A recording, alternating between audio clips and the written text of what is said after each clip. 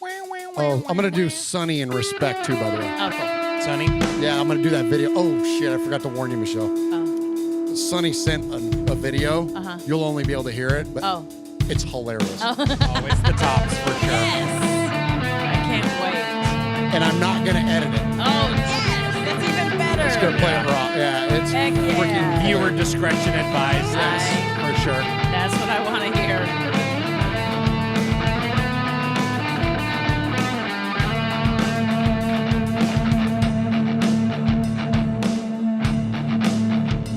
Hi, Paul. Paul? Oh, damn, I didn't get the notification.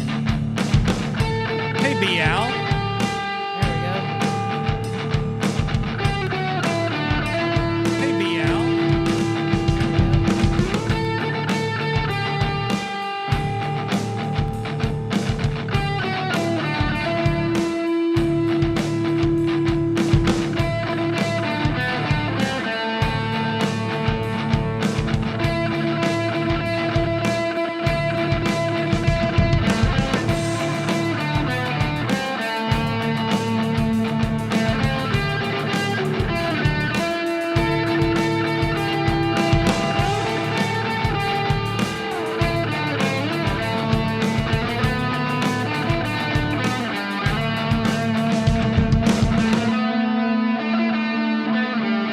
Hey, Herman Munster. Storm.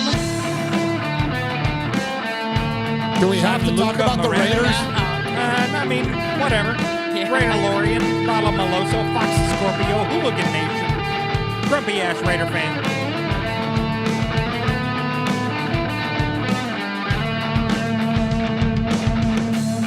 Hey, Ron. Ron? Morning, Paul. Paul. Hello, Paul. Hello, Paul.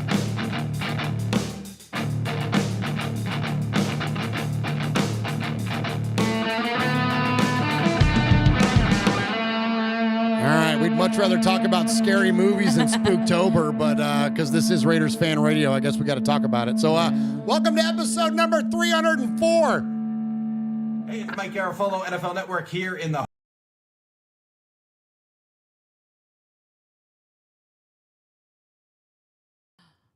There it goes. Hey, it's Mike Garofalo, NFL Network here in the home office, and you are listening to the Raiders Fan Radio podcast, taking that lighter journey into the dark side with Murf, Swag Jeff, and Michelle. She's got great hair. It's a little pink, it's a little purple, whatever it is. I'll tell you what, if I could grow it, I would sign up for that color today. So listen to her and the entire crew as they give you all the information on the Raiders on the podcast that benefits the One Nation Foundation. It's a great cause. It's a great pod. Tune in, turn it up. Here it comes. All that Raiders info and takes coming at you right now. Jackpot, baby. Raiders Fan Radio. Oakland, LA, Oakland, Vegas, Raider Nation, wherever, forever. You got your old Uncle Mosh and Raiders Fan Radio from Murf's Man Cave, taking a lighter journey into the dark side.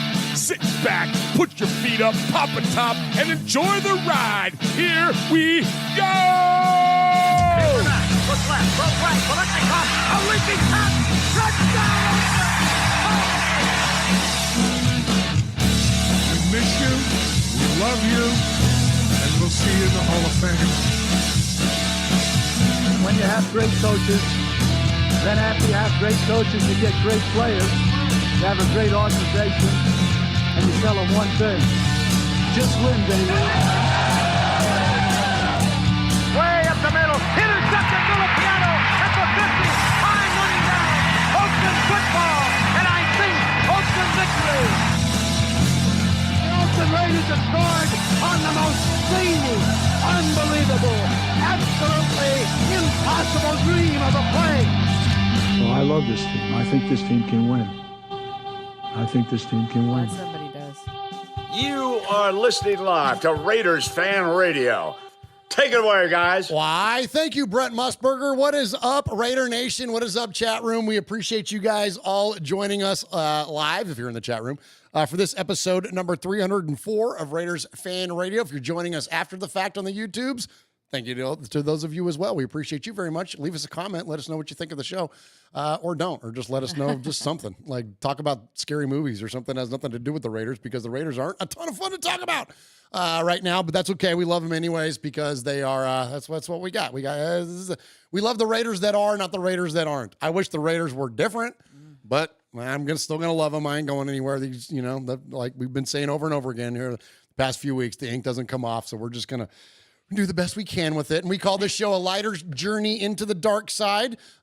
So we appreciate those of you that are tuning in. If you're new to the show, we don't take ourselves too seriously. We take our Raider fandom very, very seriously, but we like to have a good time talking about our favorite football team in the midst of it's rough out here in these Raider streets, man. It ain't easy being a Raider fan nowadays.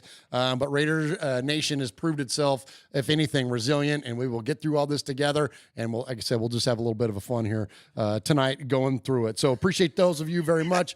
What? We'll have a little bit of a fun. A little bit of a fun. Just a little bit of a fun. Just a Michelle fun. brought shots before the show started. For crying out loud. Like, my gosh. We love that about her. My gosh. But anyway, so I don't do this show alone, and I'll leave it to them to shout out not only the chat room, but where you can find the audio podcast. And so let me go ahead and turn it over to my best friend and yours. He is the man that adorns the left side of the bar. He is... yeah, my best friend and yours. God dang it, man. Well, Michelle, that may not have been a great idea. All right, let me go ahead and throw it over to Swag Jeff. Swag Jeff! It's Style and Profiler. What up, Swaggo? Oh, my gosh, I'm fired up to be here. Damn right you are. Some of our closest friends are in the building tonight. Paul Ederton, of course, Raider Worm. What's up, Big Worm? Pete. Big Worm? The one and only Graph Raider. Hey, Graphic Raider, Graph. OLV Raider Network. So go subscribe to them as well after you watch this show, obviously. But much respect to him. Jay Jackson, grumpy-ass Raider fan. Gianluca Morelli's in there. Bugsy Raider, Comic Ape. Cosmic Ape. That must be his brother. Or the shot.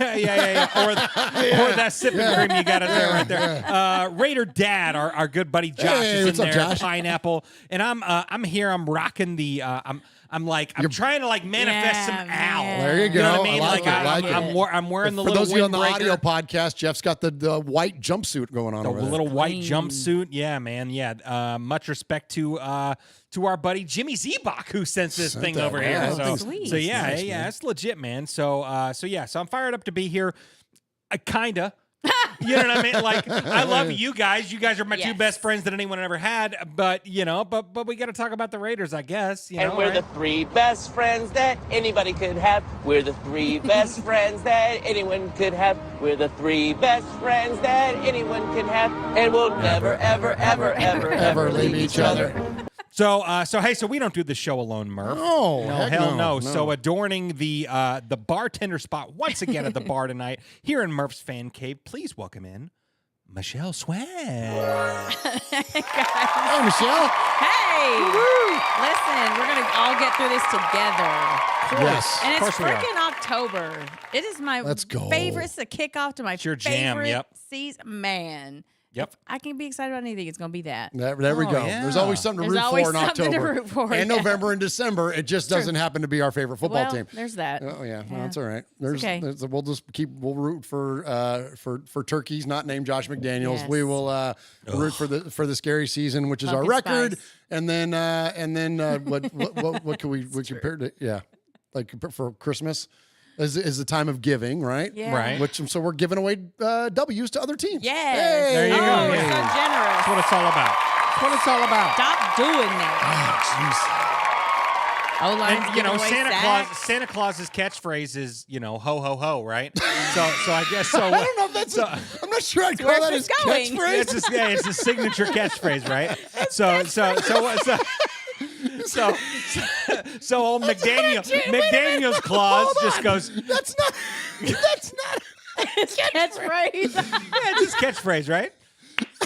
Ho ho ho. Yeah, the Santa Claus, right? That's what he does. When you think of Santa, what else do you think of when he says, when you talk about Santa Claus? You know, how many times you talk about Santa Claus? Well, a few times a year. Okay. But okay. yeah. So what do you think of when you think of, oh, Santa Claus says that? Merry Christmas. Yeah. Ah, it's ho ho ho, man. So Santa McDaniels over here, he goes, you know. Yeah. Oh. You know? Yeah. You know? You know? Yeah. Well, Ugh. hey, listen, it Don't say that. Don't say it anymore. it is what it is. It is what it It is what it you is, know? man. Yeah. It is what it is. Yeah. We did the best we could. Well, did we? Okay. All right. We'll get to that. We got plenty. We got plenty to go. We will get to all of our Raider bitching tonight. And Yes. again, Yeah, we will. We will bitch about it in a lighthearted fashion, and we appreciate all of those of you that are joining us live in the chat room, and also those of you that are joining us on the audio podcast. Audio podcast is hit a lick here lately, man. It's on a run. Heck yeah, man. Respect. Tons of thank you very much, all of you.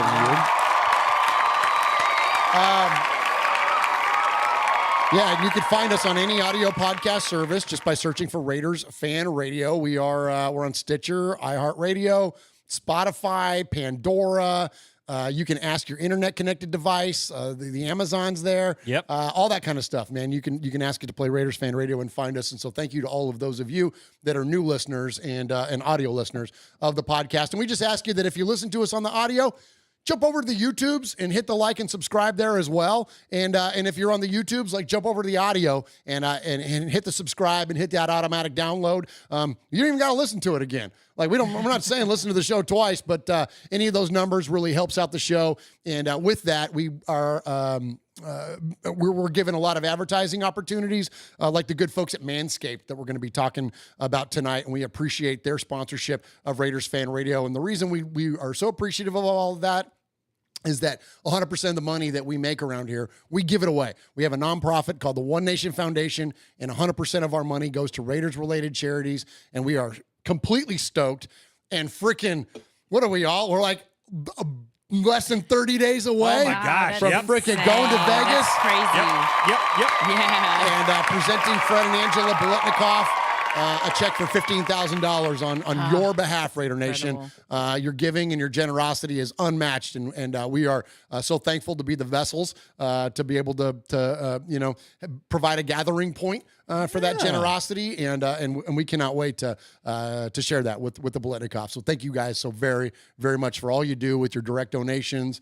Again, the advertising opportunities, the raffles, the merch sales, all that stuff, man. It really, really, we feel really blessed to be a part of what you all are doing. And so thank you for that. All right. Let's get to episode number 304. We always take something significant in Raider Nation and tie it back to that episode number. And that duty goes over to my best friend and yours, Swag Jeff. What do we got tonight? Well, tonight we're going back. Oh, boy. You're doing that. How far you going back? Way back. As we go a little something like this. Hit it. Okay, let me stop you there. You said you got to warn me before you do that. Yeah, because you'll do that every time. Okay, I have been for the last several weeks. This is your show. You see the rundown. I gotta think. Get too, that at this button ready, point, bro. No, I know. It's but- always gonna be going back. Just What? Okay, there we go. we're always going back, Well, bro. feels like- well, it's always going to be in reference to something, but it's always not going to be like how far are you going back, way back. Yeah. Because sometimes you got like some Derek Carr shit in there or something. No, I won't. No, No, I won't. You So are we gonna let's set a line of demarcation here and an expectation? Because listen, the failed relationships a lot of times based around the idea that you have failed someone else's expectation of you. True. So if your expectation of me is that we are always going to play those sound bites, then I promise you from this point going forward, I will have that panel up there and ready to go so that we can play those sound bites. Is that fair? And I would love that. Is it fair for me to expect you to always go way back? Oh, yeah. Okay. Oh, for I sure. feel like my two dads are fighting. It's really, I don't like that. All right, let's start that over. Hey, so tonight for episode 304, we're going back. How far you going back? Way back. As we go a little something like this. So I got not only one, but I got two for you, man. Oh, thanks. Yeah. Well, it's not just for you. I thought that was for me. Oh my God. Yeah. So we're going back. So we're talking about Charles Phillips. Charles Phillips was a defensive back / linebacker for the Raiders from 75 to 79. He played in 67 games. He had 23 starts. And for the Raiders, he intercepted 19 passes, which is 11th all time on the franchise list. He ran those 19 interceptions back for a total of 304 yards. Nicely done, Swag Jeff. And if you didn't like that, which I don't know why you wouldn't, but we're going to be highlighting a career stat. We love a good career stat around here. So we're going to be highlighting a defensive tackle from 92 to 97. And, of course, we're talking about Chester McGlockton. Or says he's fat. Yeah, well, there you go. There you go. So in his Raider career, he had a total of 304 solo tackles. Nicely done, Jeff. Yeah. There you go. Nicely done. All right, well, let's go ahead and get this thing rolling, man. We got a lot to get to tonight. Yes. We are already in danger of a 3-hour show. So let's go ahead and jump into some contact info, and then we'll talk about the Raiders. Oh, shoot. Have you not turned up? Ooh, hey, Raider Nation. Woo! Hey, Mosh. Got your old Uncle Mosh here with an updated contact info. So sit up, zip up, shut up, and pay attention. You can call us at 909-345-3346, or as Murf would say it, 909-345-3346. How about emailing me? You want to email me? Email me at show@RaidersFanRadio.com. Or what about reaching out to us on some of that social media stuff Swaggy likes? Try Facebook at Raiders Fan Radio Podcast. The Twit at Twitter at Raiders Fan Radio. Insta something. Instagram at Raiders Fan Radio. The tiki-tiki-taki-talk. TikTok at Raiders Fan Radio. Or what about the Twitch? Some of you out there Twitch. Anyway, Twitch at Raiders Fan Radio. Or if you don't like that, go to the YouTube. America, go to the YouTube. YouTube.com/Raiders Fan Radio. Oh my God, if that wasn't enough, go to your podcast provider and search Raiders Fan Radio. Holy crap, that was a lot.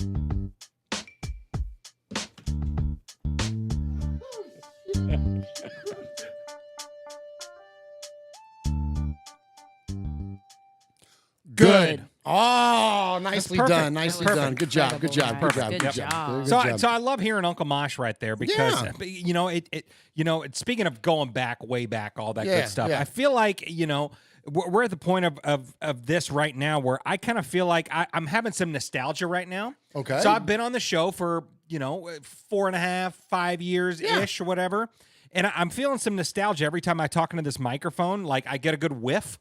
And I smell that dip from our good old Uncle Mosh, and it just reminds me of my roots where I began. Yeah, there you go. Yeah, Yeah. It's nice. I like it. Yeah, I like it.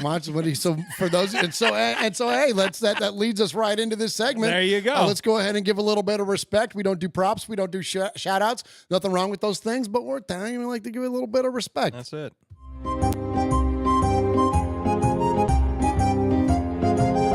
Murf, Swaggy J, Nation, it's time for a little respect. Respect ain't bought, it ain't sold, it ain't demanded, it ain't negotiated, it's earned. And without blowing smoke or giving shameless plugs, we want to say salute and much respect to the following folks.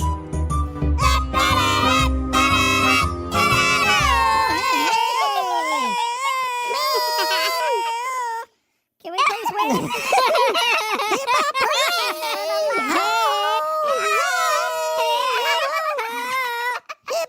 Hip hop, hooray! Smarten up! You smarten up. You smarten up. All right, so we don't do props. We don't do shout-outs. We just like to give a little bit of respect here at the top of the show. And I want to give respect. So speaking of Uncle Mosh, Of course. I want to give respect to Uncle Mosh because the response to the post-game shows with Uncle Mosh has been awesome. It's been great having him back here in the fan cave. Of course, Mosh is over here. We're watching the game anyways. And so after Silver and Black Today show is over, after I get done with Scott, then Mosh and I jump on the mics and we talk about the Raiders for 30 to 45 minutes or whatever, and just kind of give our immediate thoughts on the game. And so it's been a lot of fun, and he's been welcomed back by so many of you. And so I just want to give not only him respect, but for those of you that are tuning into that show, we appreciate you so very, very much. Thank you.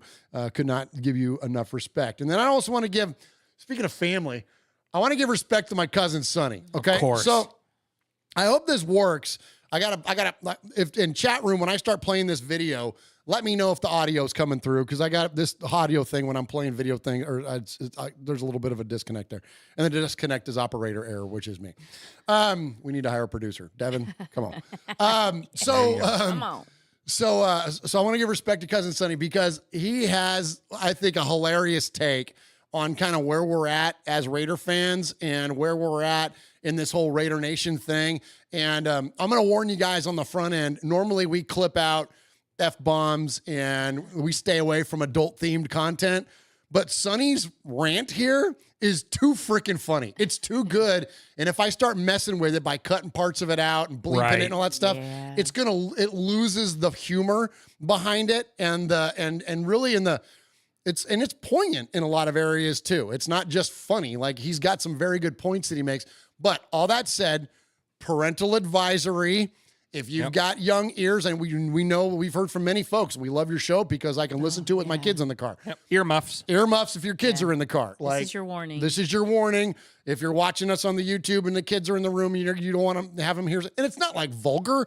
It's all in humor. If but they watch Sunday's game with you, though, they probably heard it. They probably heard this stuff already. That's very, very true. All right. So I'm going to go ahead and play. Let me get here to the cave cam. I'm going to play Sonny's thing here. And so again, and y'all let me know as you're monitoring the chat. Okay. Let me know if the audio doesn't come through, if something happens there. But anyways, here we go. Here's much respected cousin Sonny giving us his take on the current state of the Raiders. Murf, Sonny here. Sitting in the very spot Raiders Fan Radio and you and all that stuff was created in my little garage here. I'm studying football on the YouTubes. Flag football, that is. My team is, we're doing some good things. Anyway, I'm watching some YouTube videos, and this guy's showing some demonstrations about how the Chiefs are destroying the league and these split concepts with three receivers, 2 receivers, or 1-4 stacks and stuff like that, right? And then he brings up a game against the Raiders. Now listen to the terminology he uses about when he describes the Raiders. This is a non-biased channel, but the mother says some dumb stuff about the Raiders. Listen to this. It's kind of nuts. And here it is again, tearing apart the Raiders. Tearing apart? Why you gotta be so mean? They motion into the 1-4 tearing set, apart. snapping the ball as Hardman passes Mahomes. And both he and McKinnon were released behind the wall of Kelsey and Juju. The motion causes the numbers count to get all sorts of messed up for the Raiders. All sorts of messed up. There's no clarity on if they're switching or all playing sorts straight of up. Messed up. With the quad crossing pattern leaving Mahomes with 3 open options in the end zone. Crazy. He just says 3 open options. Crazy. Like, Murf, I don't know, man. That's not a good way to describe your team. Murf, I look to you for strong. Like, Murf, to me, you're the telephone pole that's rooted in the ground, 6 feet. You stay strong during the storm. Murf, what the fuck's going on with the Raiders, bro? Like, what the heck, man? Like, I'm worried. They're not very good. They're not healthy. There's no culture there, bro. Like, to me, the problem with the Raiders is the culture. There's no culture there. There's no fucking, dude in the locker room getting people jacked. You got Crosby and Devontae. I bet you they're gone in a year and a half, man. How the hell are they going to stay around that place? There's no freaking culture. There's no vibe. There's no, we're fucking Raiders, Because they suck. They've sucked for too fucking long. 40 fucking years we've been saying commitment to excellence. 40 fucking years we've been saying just win, baby. We ain't doing just shit, baby. We're committed to fucking mediocrity. So, all the dudes want to make fun of Mark Davis and shit. What the fuck, you dumb fucks? That guy has more money in his fucking left pocket than you've ever touched in your life, and he's sitting next to some trim you've only jacked off to your whole fucking life, so shut the fuck up. What do you know? Anyway, Murf, come on now. Bring us back to life. Can these Raiders do something? Are they actually do something this year? Holy shit balls, man. Anyway, coaching flag football is fun. Go Raiders.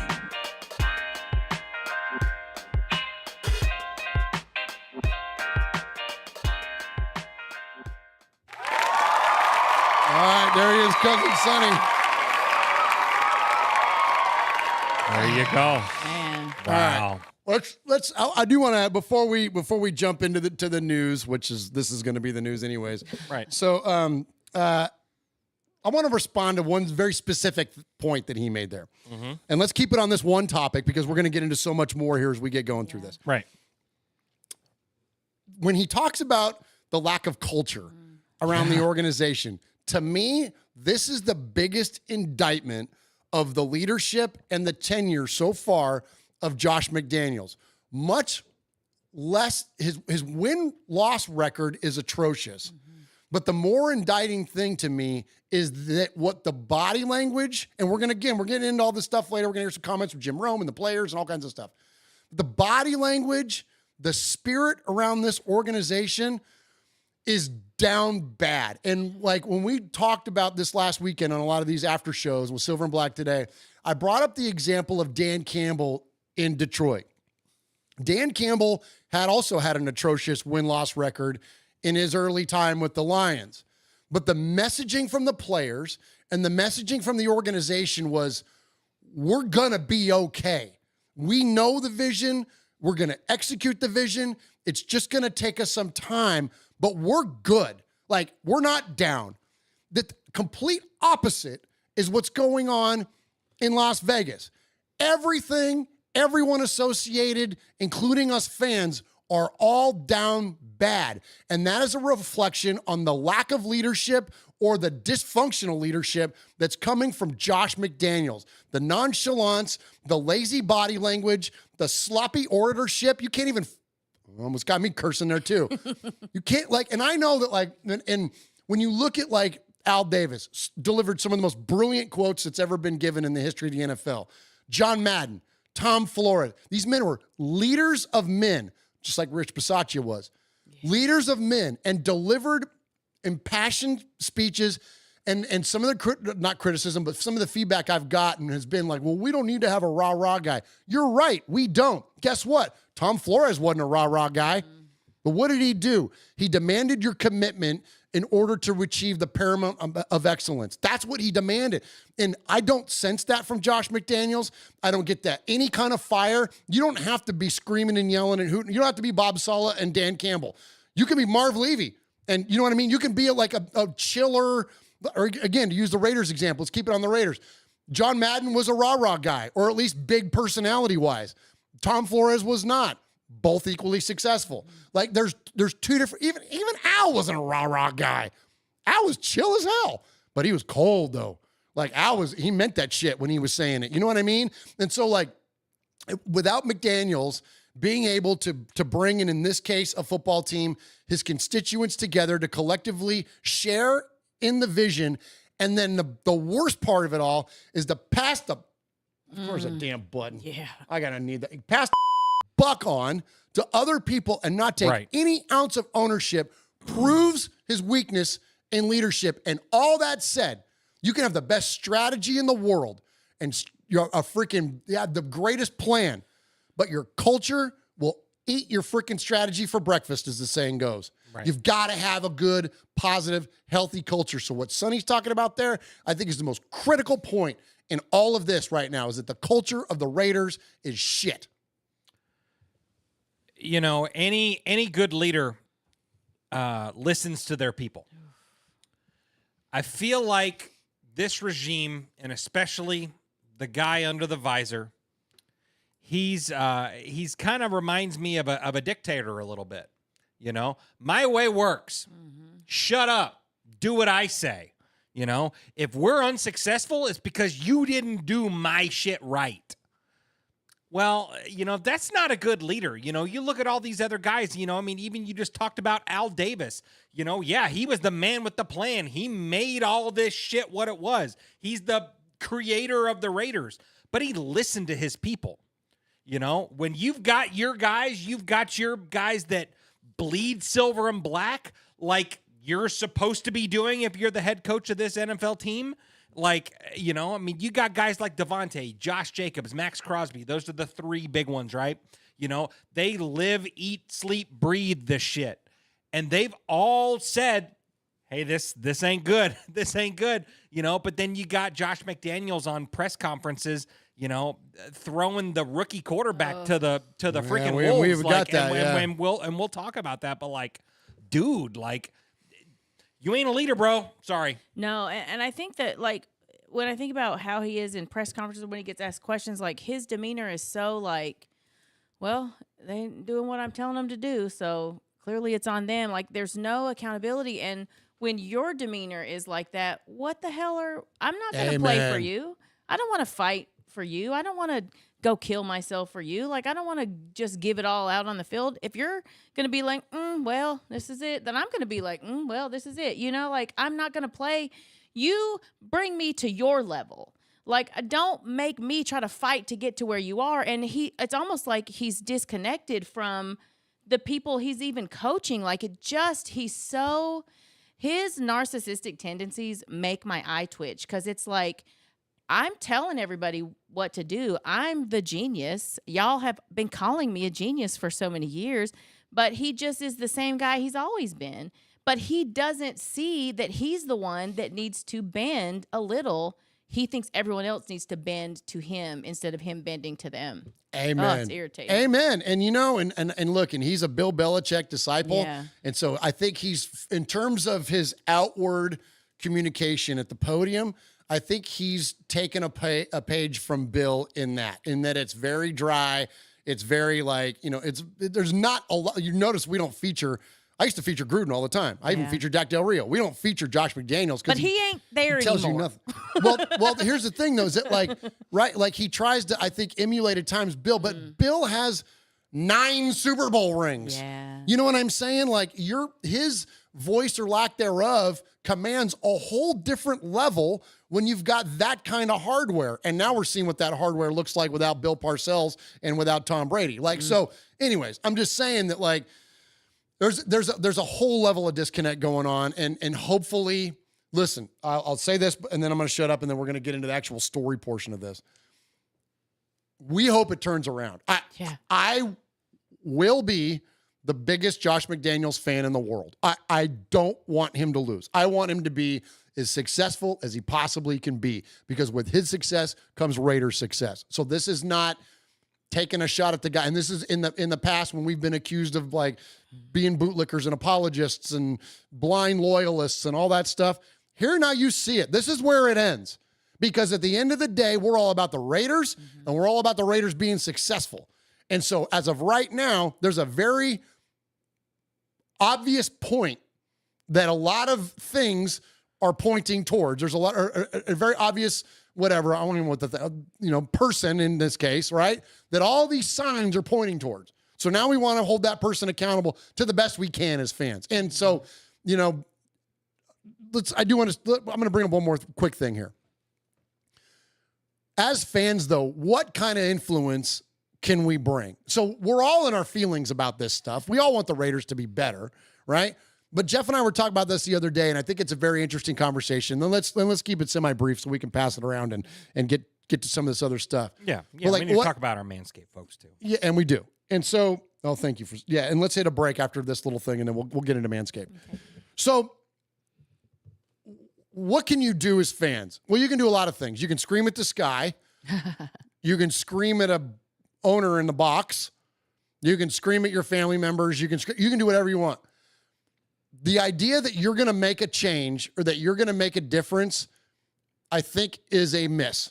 I don't think it's so much of us and yourself that you think that you're going to be able to do something to enact change. The only thing that enacts change is money. Yep. Quit buying Raider gear. Quit going to games.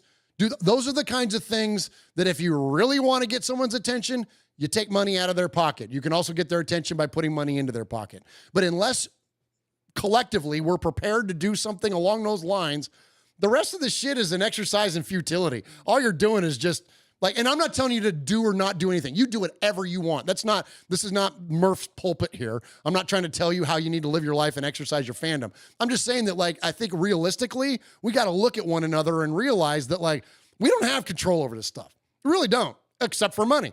And so unless there's a collective front for Raider Nation to tap out, I don't even know if that would do it because they got TV contracts. And you know what? And you know, I know Raider Nation. That part of it ain't gonna happen. We ain't gonna quit. We ain't gonna quit. You know what I mean? I mean, you think that Swag Jeff is not gonna, you know, he's gonna miss a day, you know, going to Fanatics, going to Culture Kings? No. I'm there. I'm rocking it. I'm here forever. You know what I mean? And you know, I mean, some fan bases might be able to say, you know, well, okay, well, we'll just stop buying tickets. The Raiders don't have to worry about that. Raider fans can stop buying tickets. The tickets will be sold because we're a destination city. You know, we'll get, you know, Patriot fan. We'll get Giant fan. We'll get whoever, you know, Packer fan. We'll get those people buying those tickets anyway. So the money will go into Mark Davis's pocket no matter if Raider fans are buying the tickets or not. But, you know, I mean, so yeah. So I mean, what can you do? You know, I mean, you hate to say that. Yelling at his own, yelling at the owner is the only way you're going to have him hear it. But maybe Even it that, is. yeah, Maybe it it don't is. matter. You know, I mean, something's got to happen. But I think really it's going to come down to, you know, Mark Davis is just going to have to get embarrassed enough to make a change. Yeah, I think, I mean, obviously on the merch level, like buy Raider fan made merch. You know, like that goes to a Raider fan. Like that's like a small thing you can do. But I think that's a blip on the radar for Mark Day, you know, like, but, you know, it might give you some joy. But I think that none of that is going to make a difference because Mark Davis is making his money regardless. I do think, though, there's got to be some sort of pride in there.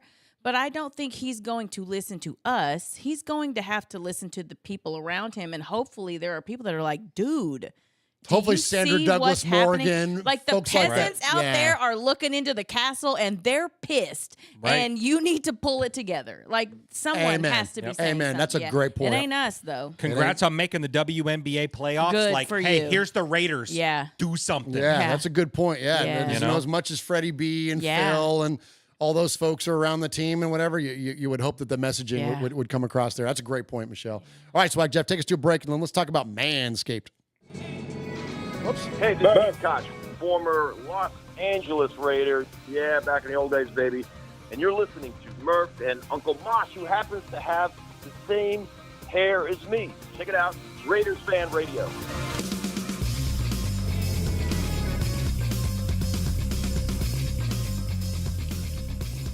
All right, so support from Raiders Fan Radio tonight is brought to you by our good friends at Manscaped, who is the best in the men's below-the-waist grooming products out there. They have precision-engineered tools for your family jewels. So Manscaped Performance Package is the ultimate men's hygiene bundle. Over 8 million men have used this thing worldwide and trust Manscaped, and they give us an exclusive offer just for you.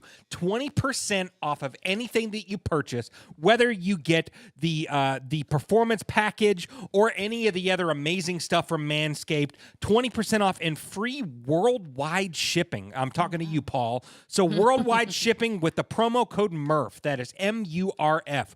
Promo code Murf at manscaped.com. And, you know, here at Raiders Fan Radio, we don't like math, but we like numbers, Michelle. Yeah, we do. And so if we do look at the numbers on that, worldwide, that's about 16 million balls that we're dealing with here. Lot of balls. That's a lot. That's a lot of balls, man. So yeah. So Murf, I've used the performance package. I love every bit of it. Tell them about some of that stuff that Raider Nation can get using that package right there. Yeah. So I'm showing. And first off, hey, let me get out my bag. Get your bag out. First off, the bag that it comes in the performance package is freaking cool as crap. Yeah. It's a great shaving kit for you to take on the road with you. I've got the crop preserver here, which is that's the deodorant for you boys. And then we've also got the toner. And so I wasn't even familiar really with what toner was, but Michelle was telling us about kind of what the toner was. And also Lamont, your husband, received one of these packages this week. So tell us about packages. But so tell us about what his experience was like and then talk about the toner, please. Yeah, the toner thing I had to kind of explain to him too, which it dries things out, but it doesn't dry. It dries your skin, but it doesn't dry your skin out. So it leaves it moisturized and, you know, listen, that's better skin. You don't get hurt as much. Like having that, what's the word I'm looking for? not movement. That's bad. Yeah, like it's just healthier. Sure. Tensile strength. Also, Devin. Yeah, there you go. Devin, my son, has the beard hedger kit, and that's I got my eye on that one next. Yeah, the beard, and the beard oil he really loves because it's like really like silky and healthy, and it just makes your beard shiny. Like so, and I mean all of the products in there, Lamont. Those are things that you don't really think about when you're a guy, but listen, everybody should be thinking about it. Because, Absolutely, man. Well, and, more than just the products that, help all the hairs all over your body and stuff like that. I just got in my cologne. The Refined and the Persevere, I got both of them in. I personally like the Persevere a little bit better, but the Refined is also amazing. My wife loves it, which is the most important thing, right? Yeah. So they're absolutely incredible. The Foot Duster, which reduces your foot odor and all that kind of stuff. I mean, just the products itself, it reduces the nicks, the cuts, all that kind of stuff. So much respect to our guys at Manscaped. So once again, promo code Murf, that is MURF, for 20% off and free shipping around the world. Trust me, your balls will thank you. Yeah, they will. Manscaped.com.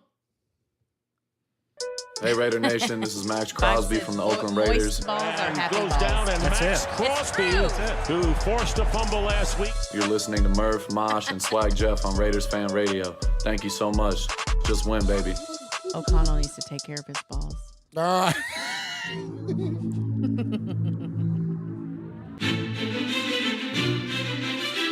Patrick Claybon with NFL Network here. Hey, folks, I know 3 things you might like. Do you like football? Do you like the Las Vegas Raiders? Do you like listening to things? I'll add a 4th. Do you like swag?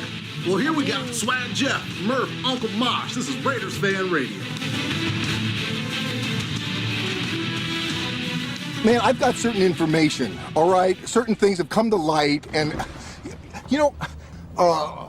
given the nature of all this new shit, this could be a lot more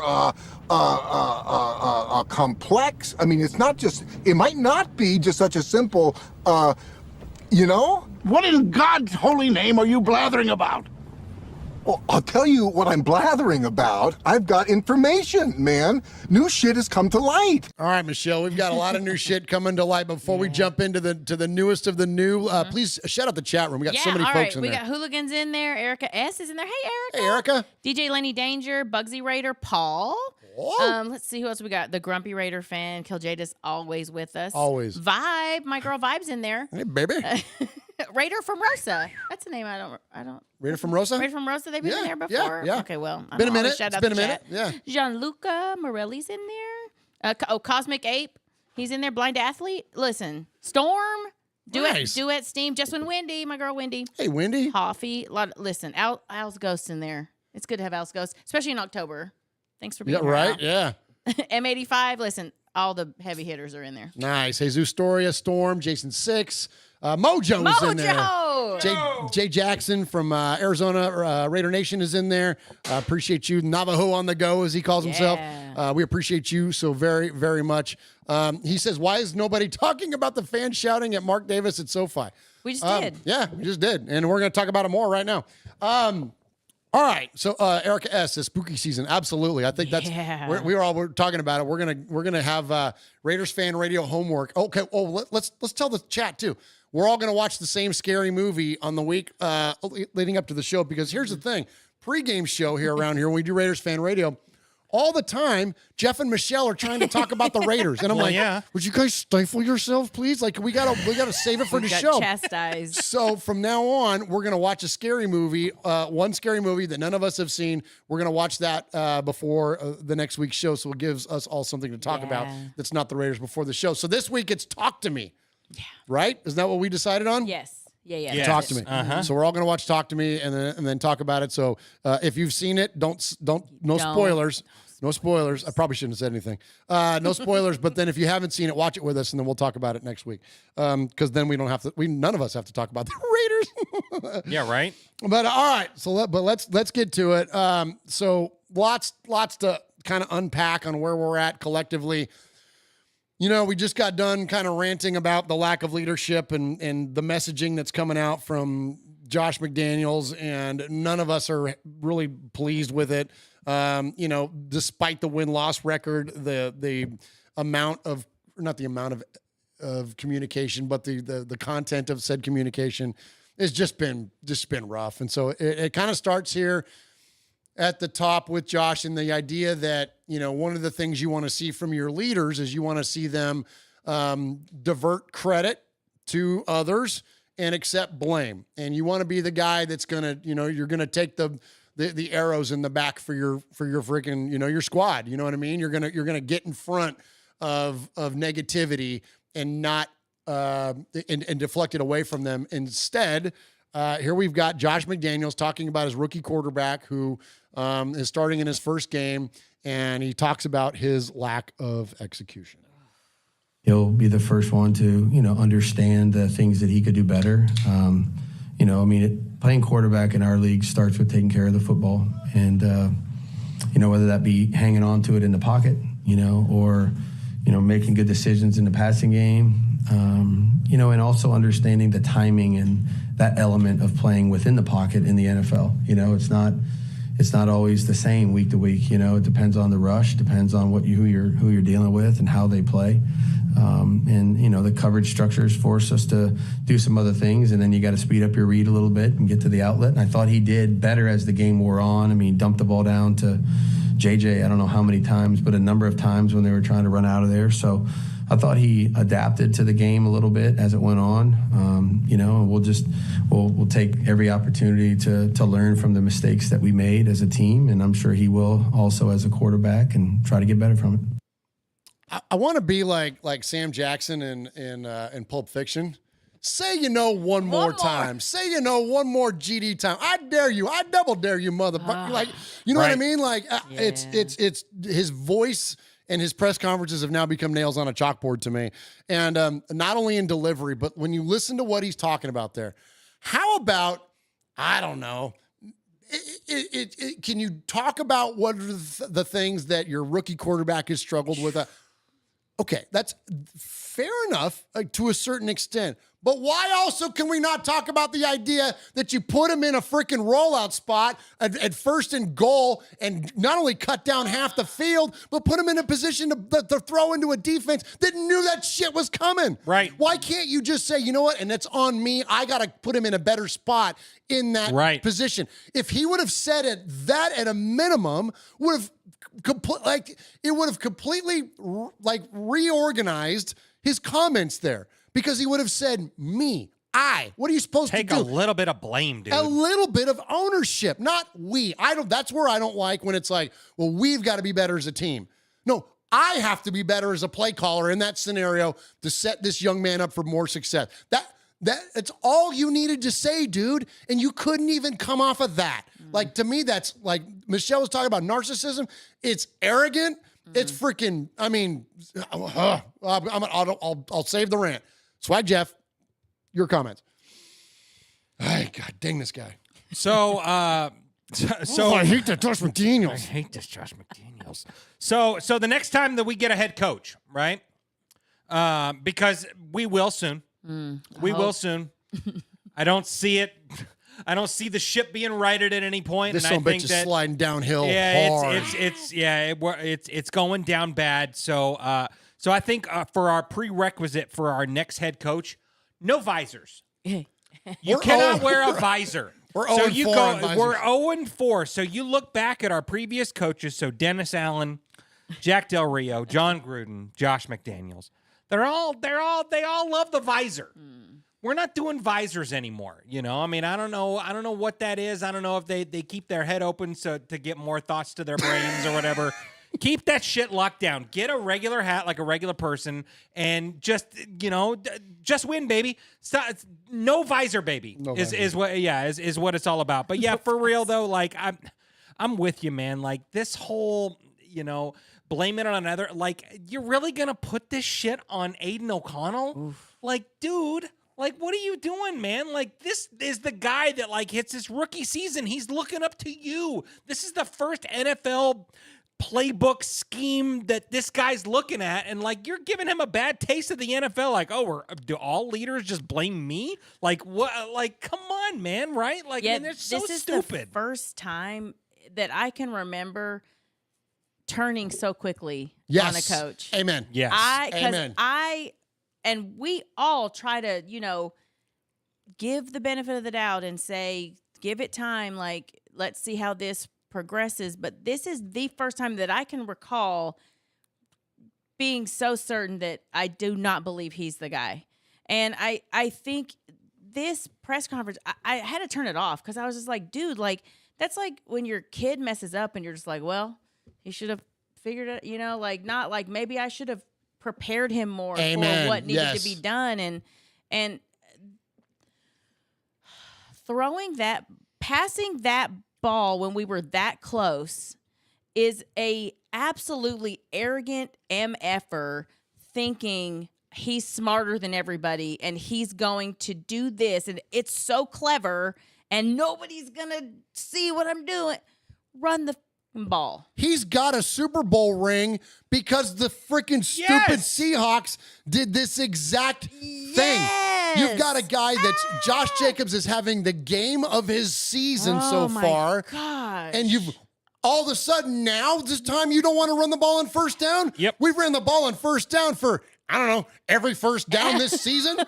And now all of a sudden you want to shy away from it? Like, right. Yeah. I'm with you on that, Michelle. It would completely, these are the things that like. And then also, and to like cap all that up, okay, you decided not to run it. Sure. That's a bold move, Cotton. Let's see how it pays out for him. You know what I mean? But so then to add that on top of it, let's go ahead and put in the rookie, the second-round pick, Michael Mayer, on the strong side, where you've got Aiden O'Connor rolling out, and watch him get absolutely blasted by Khalil Mack on the play and force a fast throw, to throw it to Jacoby Myers before he's even looking for the ball. Like, I mean, like, every which way you look at that play, there was about 100 different reasons why that play didn't work. I got one for you. Man. What was the big knock against Aiden O'Connell coming out of Purdue? He's not mobile. So let's roll him out. Yeah, let's do that. Let's do that. Oh my gosh, man. It's unbelievable, That's man. him thinking that his plan is infallible.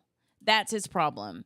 And you don't adjust. I don't adjust to you. You adjust to me. I think that's going to be that is his downfall. I totally agree. Yeah. I agree. And, and wanted to give it, benefit of the doubt. I wanted to give it a chance to work, but I felt this going into this, and I will feel this about every single coaching scenario ever when things change.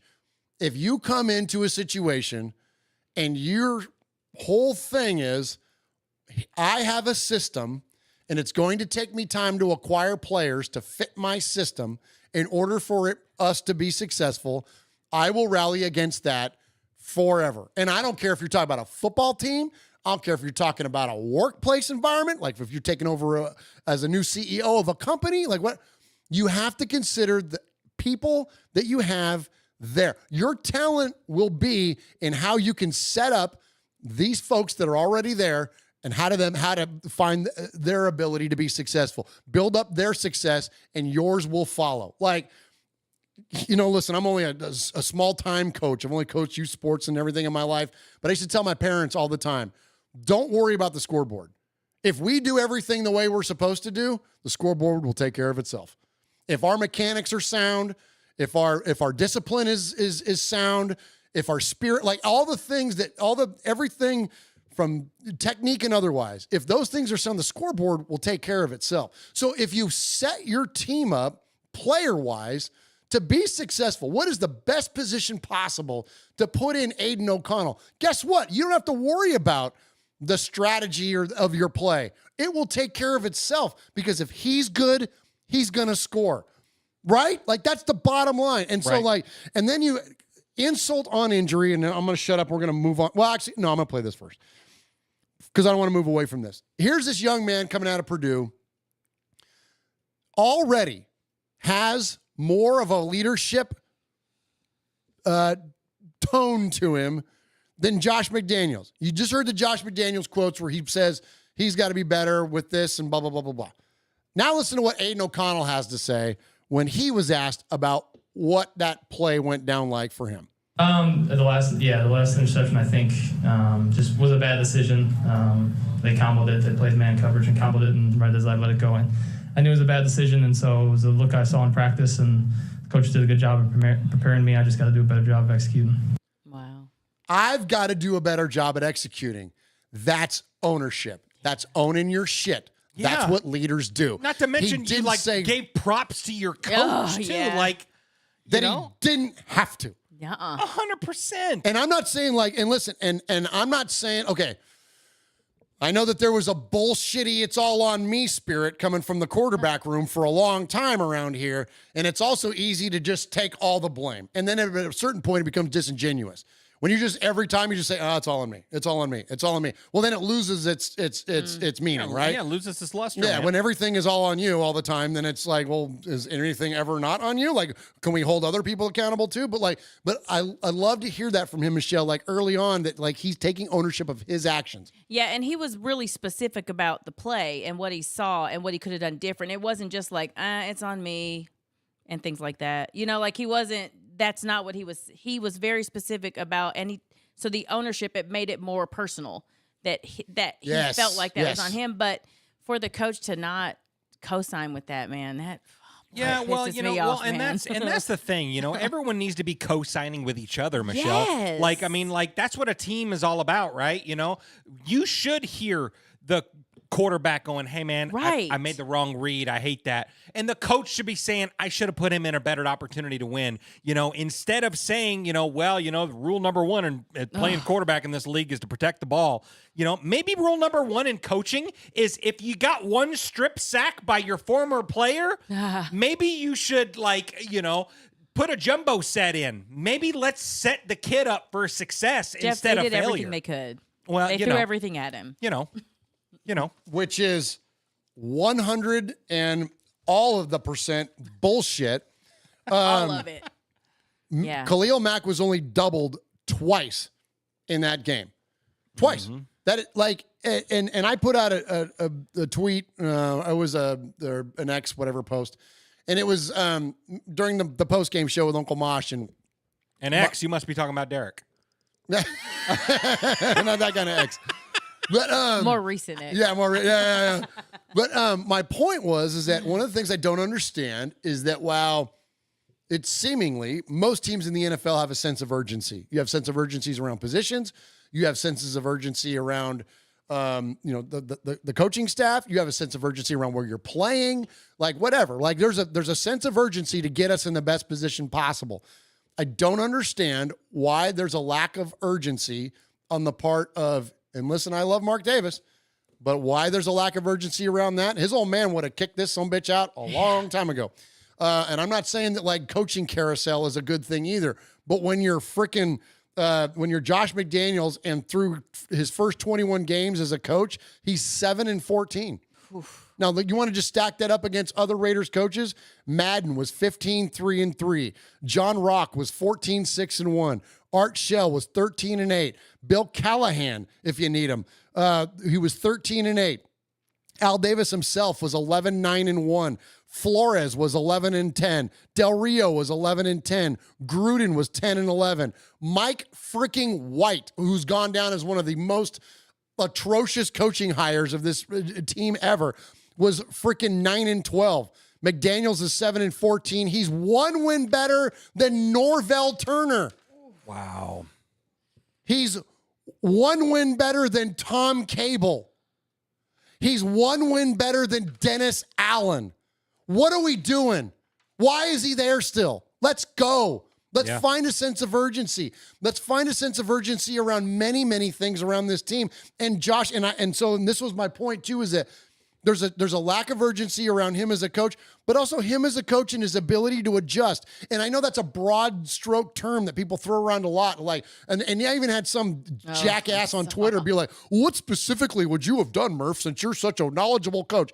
I don't know. Double Khalil Mack? Yeah. Like how many times do we got to see our rookie get the shit kicked out of him by number 52 who hasn't even been on the field until he plays the goddamn Raiders? Yeah. Right. How many times does it take? Put him over there. And if Michael Mayer ain't getting it done, I don't know, bring another lineman. Put him. Isn't that why we kept Thayer Munford? No shit. Like, make him freaking pass eligible and freaking put him in there to block Cleveland. You have to neutralize what that team is doing. So don't tell me that it's like in this idea that like, oh, what would you do specifically to adjust? There are plenty of things that we could My say that you gosh. could do to adjust. I mean, like we're watching the freaking game happen in real time and everything is happening slow. They're getting to the ball slow. Like, why are we not have a sense of urgency getting to the ball? Let's get to the goddamn line of scrimmage and get the playoff. Like, why is this everything go so slow? Everything with the Raiders is super freaking slow right now. And it drives me nuts. And I'm a guy, I got a lack of patience anyways, if you can't tell. But like, it's just insane to me. They're like, everything is like, oh, that's all right. Well, we'll get to that. Well, we'll right. Get to, and listen, and one last little caveat here. I'm going to throw this out. Okay. If Mark Davis is slow on Josh McDaniels because there's a financial component that we're not made aware of, then I can at least find understanding in that. We know that Josh McDaniels has a $10 million a year, 4-year contract. Now, is that money guaranteed like John Gruden? I can't find it. Maybe someone in the chat room, you've got some amazing insight and you can hit me to this. But everything that I've done, and I've got, just like you do, I've got some great resources available to find out about some Raiders shit. I can't find anywhere that says that Josh McDaniels' contract is 100% guaranteed. Because if it is, we're already paying Gruden. Then we'd have to pay McDaniels. And, oh, yeah, by the way, after this year, we got to hire somebody else. So, like, if there's a financial component, and that's Right. what Mark meant by the whole smarten up thing, or if he meant, like, smarten up, like, don't get your ass kicked out by yelling at me. Right. If he meant one of those two things, I kind of get it. But outside of that, like, if there's not a financial component to this thing or something that's in the wings that we're not aware of as fans, what the fuck are we? Sorry, what are we waiting for? Right. Like, what? Somebody else talk. Well, you know what? Yeah, and you're exactly right, man. And, Sorry, guys. Damn. Yeah. Hey, throw it back on you so we can get your F face. We need a swear What? jar. Your Oh, F yeah. face. My F face? Yeah, the one that I have. Yeah, there you go. Yeah, there you go, Ron. Make a meme of that.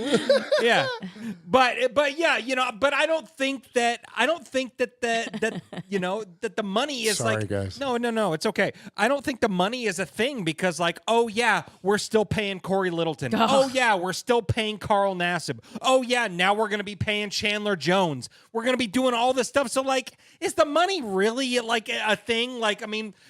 Don't act brand new. We're already paying people that are out of the building. That's So, true like, too, yeah. I mean, isn't the motto just win, baby? And if this guy can't do it, then get him the F out of here and let someone else do it. And okay, like, we're the 6th most profitable organization in all of the NFL right now. Like, we got money. You got the money. We got the money. Let's get this shit done. Like, have a little sense of urgency, man. Like, come on, man. Like, Mark Davis. Do the right thing, bro. Hey, Michelle, listen to this, okay? no. All right, so here we go. I'm gonna toss you a softball right here. Oh, cool. If you need any more evidence, here's what I got for you. Okay.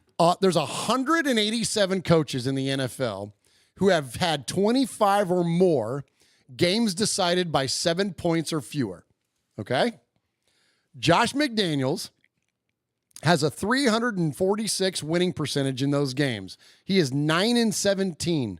That ranks 180th. Oh. So what we're saying here is that of 187 coaches, McDaniels is 180th in games decided by 7 points or fewer. Now, when you want to say, well, what do you mean he needs to adjust? This is what I'm talking about, man. He's not a proven winner when it counts most. That's the bottom line. Yeah, the guy asking about adjusting, every Sunday, Thursday, or Monday, you see teams adjust all the time. What kind of dumbass question? Really, boy, sometimes that really just gets me Telling because, you. like, what? It just means change, also the right? way he said it was Yeah, so. And yeah. when everyone I know says, "Oh, what a halftime adjustments," like everyone knows what the fuck. There we go. Everyone knows what Yeah, an y'all owe adjustment me one now. means. Like, I know, dang. Yeah. But that sense of urgency thing, I think, that you started with is like, man, there is zero sense of urgency. Even clock management, there's no sense of urgency in any of it. Like, there should be an urgency to win. Period. Any way you can. Well, there should be urgency if something isn't working out. Yes. If something isn't working out, maybe do something different. If you're not getting the result that you want, maybe do something different. Murf and I, we're in the automotive industry. Yes. Michelle, has an amazing career as an artist and all these things. We map out our day. Yeah. if our day ain't going the way, if we're getting shit on, if, we're at whatever, like, we're going to do something different during our day. We're not going to be like, well, this sucks, man. I hope it gets better. Hey, but like, these people need to act the way that they need to act in order to fit my success. Right. Exactly. Come on, man. Like, we've got, like, you got to change. You got to alter. You got to do something different. So, like, I think what do you, call a crazy person or call someone insane if they do the same thing over and over and over again and they expect the same result or expect a different result? Like, I mean, come on, man. Like, that shit ain't, we're not with that shit, man. Yeah. Like, do something different, man. And Holy with cow. all of these stats and all of this information that, like, Mark Davis knows all of that. Like, you would think, right? You would think so. And if somebody in his office is not advising him of this stuff, they need to. Yes, man, are the and I worst. can be bought. Yeah. Like, and won't tell you that everything is okay. Because it's the emperor. It ain't. It's the emperor's new clothes. It's like, you can't be afraid. The freaking look, I know Mark Davis wields the biggest hammer when it comes to the freaking Raiders. Like, but let's not be afraid to tell him that something's not working. And I think it only takes the closest of advisors and people that he can trust. It's, again, I go back to, it's going to take a Phil Villapiano. It's going to take a Freddie Bolitnikoff. It's going to take an Art Shell. It's going to take somebody like that with that kind of caliber. Charles Woodson, probably the most likely. It's going to take somebody like that to say, you know what, man, this ain't working. It's not working. The morale is down. Like, it's time to move on. So anyways, also, maybe we're not giving Ziggler enough heat. Like, because he needs to be stepping in and saying, listen, like, let's get this figured out. What are we doing? Like, that's his boy. That's his right? guy. They're buddies. Yeah. He's got to see it. If Jeff is sucking ass, like, you know what I mean? Like, Jeff's my best friend. And if Jeff is sucking ass, and I've been meaning to talk to you about some of the things you need to do better around here. But, like, you know what I mean? I'm going to hit him with that. I'm going to be like, look, bro, like, we got to get this shit together. You got to freaking crush it on these emails because right now you're freaking slobbering all over yourself and nobody can understand the emails. And Paul is getting pissed. You know what I mean? Especially when you're on a public stage. Yes, exactly. So if we want to keep these emails coming in, you got to freaking tighten it up. Quit drinking Jim Beam before the show. That's it. No, period. I was hoping for more of a reaction from you out of that. No, I get it. No, I get it. It is what it is, man. He's thinking about how to adjust. Murph, give him a minute. Yeah, give me a second to adjust. Let me crack another one. Well, if the guy would have sold me a smaller bottle, then I wouldn't be that drunk as I am. There you go. Yeah. That's it. Oh, my gosh. All right. So, I'm much less interested in other people's opinions around Aiden O'Connell, especially the head coach. I'm much more interested in the opinion of the guy that's catching passes from him. Yeah. And also, again, I played the Josh McDaniels thing at the top because I wanted to really contrast the difference in the communication between, we started off with Aiden O'Connell, talking about that final play. Now listen to Davante Adams. This is what leadership sounds like, talking about Aiden O'Connell. He was ready, prepared just like he always does. Always ready for his opportunity, and I mean, I feel like he did a good job. It's not easy stepping in there on the road, starting in the middle with a lot of expectations, and obviously he performed well in preseason, so a lot of people expecting that same exact type of performance coming out, which is not realistic because preseason has a different brand of football than what the regular season is. So it's a learning process, and I think he's only going to get better as we go. But we just got to do a good job of helping him out. Up front, giving him time and just getting him comfortable. The wideouts doing what they got to do to make sure he's getting in a groove and just keeping his mind in it. But for his first outing, it was obviously not the way he would have drawn it up, but he did good in my eyes. He's going to be good. We got to do better at setting him up. Like, there's ownership of action, ownership of behavior. It's not passing it off onto the guy, Michelle. It's Davante really, like, I mean, talk about stepping out and leading from the front there. Yeah, and it's almost like messages like, this is how you respond to that. Oh, this is like how that, you like that. Yeah, like, solid. And that's a man compared to a clown. Like, Amen. that's the difference between a leader and somebody who thinks they're the leader. Because McDaniels is clearly not the leader of this team. And if the coach isn't the leader, no matter how many leaders you have on the team, you're going to have chaos. It just is the way that it is. You have to have the strength at the top. Even if you have strength, laterally, you have to have that coach that's going to stand in the gap for you as a player, especially a rookie. Like, that's the part that really, kills me, because, like, you're the first coach that he got to hear in the NFL really shit on him, and really throw him under the bus. Yep. That was his first go at it. Like, shit, that's a bummer. Yeah. Give me a freaking break for a Yeah, second. yeah, Yeah, man. That's, I love that you said that, man. Like, show Josh how to do it, Tay, because he doesn't know how. Like, that's what you got to do. I think that was a great call out. That was a really, really good call out, yeah, too. Yeah. This is a team, right? Yeah. Let's all own up for our mistakes and get better as a group. I feel like this whole, like, Josh McDaniels looking down on everybody kind of thing, like, y'all need to get with my stuff. Like, no, man. Like, get down to everybody's level here. Like, we all got to work together and get this shit right. It's like a parent who says, just do what I say. Yeah. Instead of, let me tell you why I think you should do what I say. There's a difference between delivery and that was clear between those two men. Hey, man, I tell my boys all the time, like, you can learn things two ways. You can either learn it on your own, or you can take heed to the advice that I'm giving you to. Either way, you're going to figure it out. Right. But and when I tell you that you're following too close to a car in front of you, you're either going to stop doing that or you're going to run into them. And guess what? You're going to learn that lesson one way or the other. And so I'm with you, Michelle. And it reminds me of, like, you guys ever seen that meme about leadership where it's like, you have, like, successful leaders and then, like, and unsuccessful leaders. The unsuccessful leader, it's like an old thing from like an Egyptian thing, and the guy's like, he's sitting on a block, like a stone block or whatever, and then there's these bunch of guys in front of him pulling, and he's sitting on the block, like, giving directions, and it says like this is unsuccessful leadership. Successful leadership, it shows that there's nothing on the block. The guy's in front of everybody else pulling.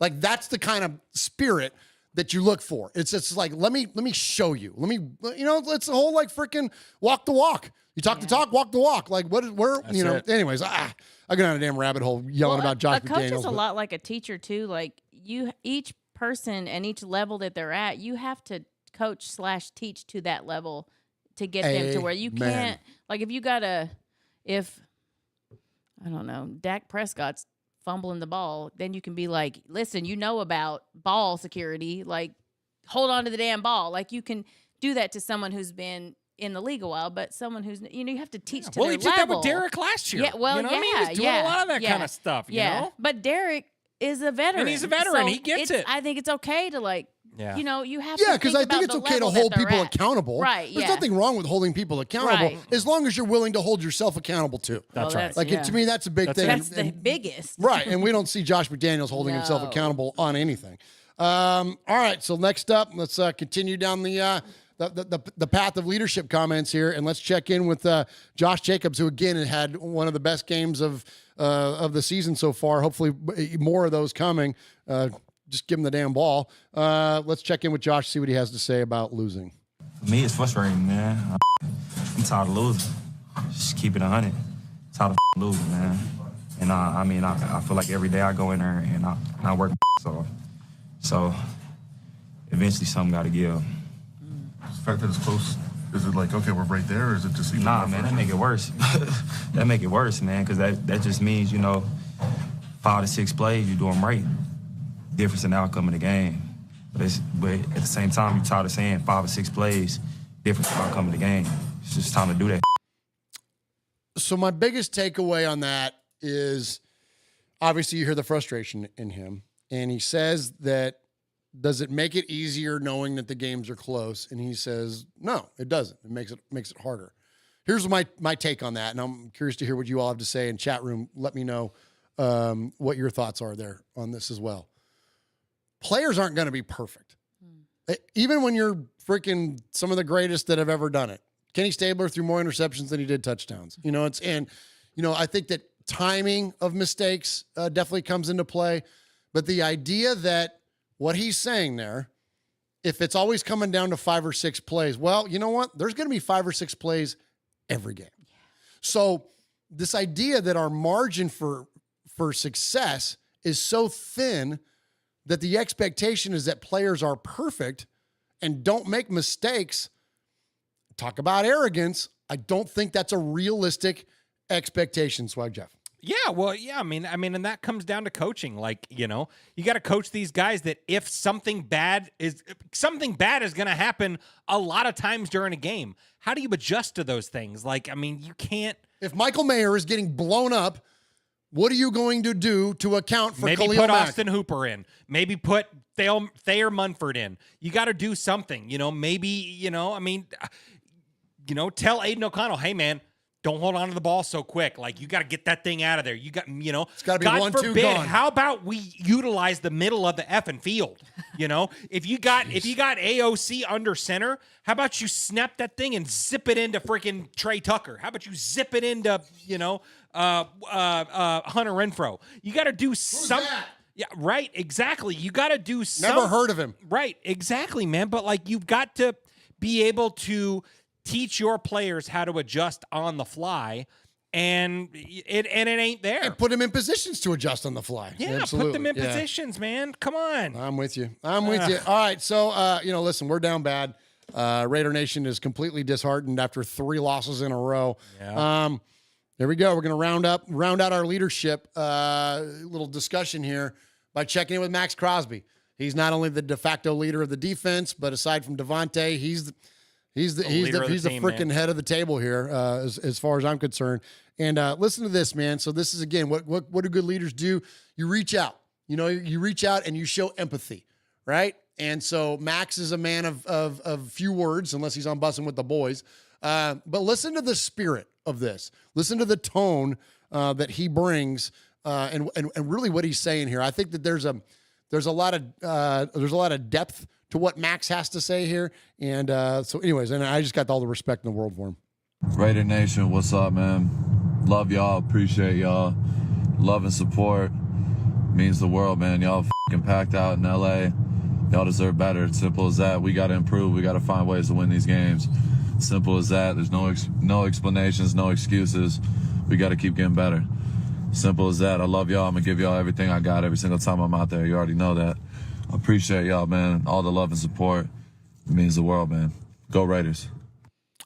There's a sentiment there, Michelle, that I think a couple things.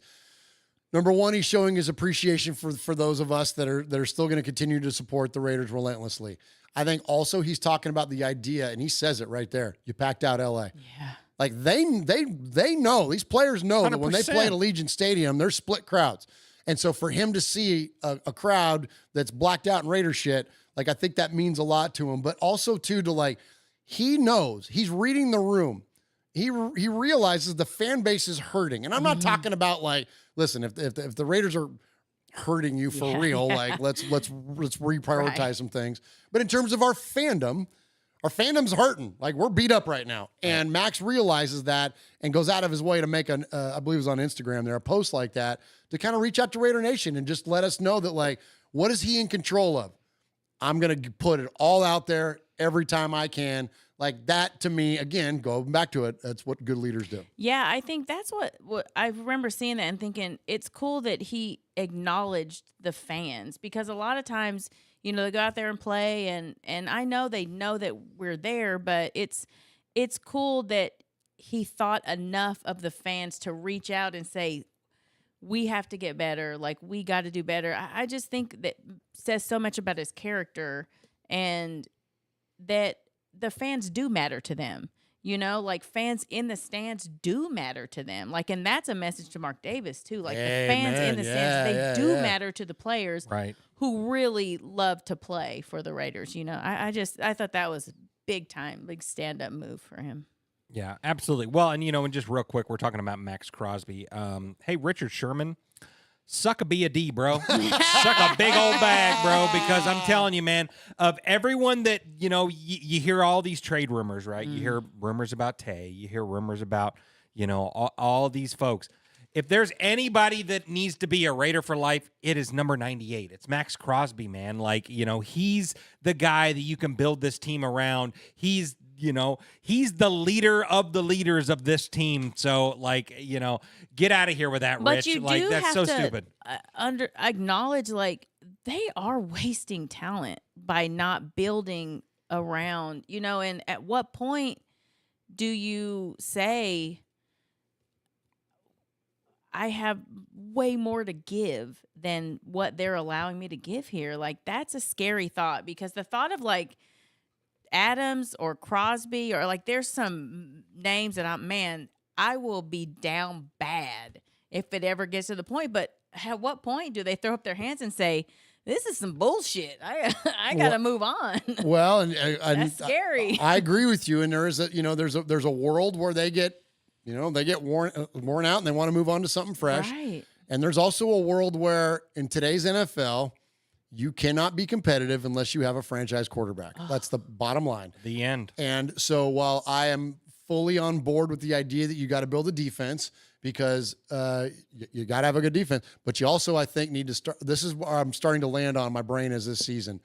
You got to swing for a franchise quarterback until you get one. Mm-hmm. And in the meantime, while you're swinging for quarterbacks, you're building your defense, because then when you get that franchise quarterback, that rookie quarterback can then have his success and do what he's going to do. It's, there's so many teams in the NFL that have done this. When we look at the Rams model, we look at the Bengals. I know the Bengals are down a little bit this year, but we look at the Bengals model.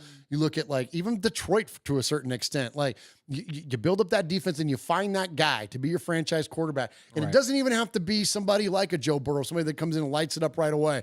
But like when you look at that, like that success, the formula for success in the NFL. So I'm with you. So not only is it, do you potentially have a franchise player like Max Crosby that's going to get to the point where, when it's time for him to be a free agent, he's like, I'm out, I'm good, but even prior to that, like, is his value worth moving on from, so then you can take those swings at quarterback. So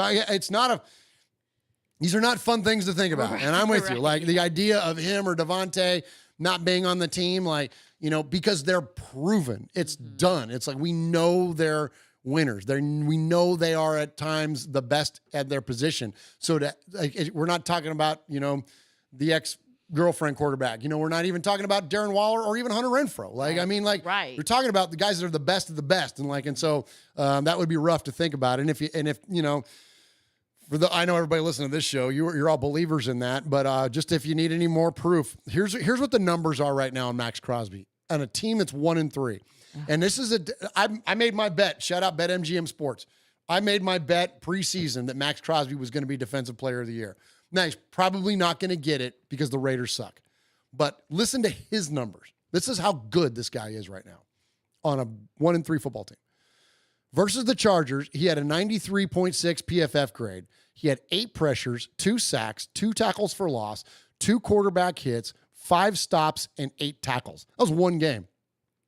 Players with the highest percentage of their team's pressures this season, the entirety of the season, Max Crosby has 42% of the Raiders' pressures. That is number 1 in the league. Next up, Aaron Donald, Myles Garrett, Dexter Lawrence, and Aiden Hutchinson. Most pressures through week 4. Max Crosby has 27. Aiden Hutchinson has 27. Micah Parsons has 27. Myles Garrett with 23. TJ Watt, 22. Aaron Donald at 22. Max Crosby's leading these guys. Right. When you look at who's going to win Defensive Player of the Year, it's probably going to be Micah Parsons. He's not even on the first list, and he's 3rd on the second list. Right. Max Crosby, God dang it, y'all. Percentage of team defensive stats. For every stat accounted for on defense, the percentage of them that are Max Crosby is this. 57% of the sacks are Max Crosby's. He's got 4 of 7. Tackles for loss. He's got 19. How many people play defense? And this guy is freaking 19% of the entirety of the defense. Pressures, 27 of 66. He's got 41% of the pressures. Quarterback hits. He's got 25% of the quarterback hits. Hurries. He's got 41% of the quarterback hurry. My gosh, if we got him some help, come on, Tyree Wilson. Where you at, man? Like, besides getting freaking blindsided by Keenan Allen. Yikes, y'all. Yep. Like, I mean, gosh. And so that, to me, is much less on Tyree Wilson as it is on Patrick Graham, on Josh McDaniels, like even Rob Ryan to an extent. And listen, we love us some Rob Ryan because he looks like my uncle. But, like, my gosh, man, we've got to get better in these areas. And I'm with you. We cannot afford to lose a Max Crosby. I got this one.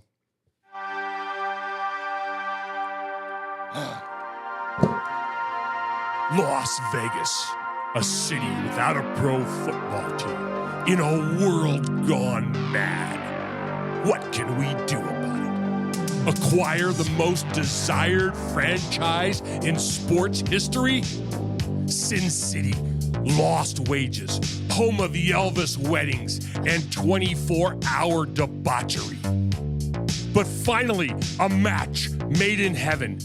The Oakland Raiders have landed in the desert with the Death Star as their home. And to celebrate beyond your imagination has come 3 individuals hosting the most irreverent show while paying homage to the storied history of this franchise. Raiders Fan Radio with Murf, Swaggy J, and Michelle, taking a lighter side journey into the dark side. All right, appreciate you, everybody in the chat room watching us tonight. I want to call out one of the comments in there. First, let me shout out the chat room. Bugsy Raider is in there.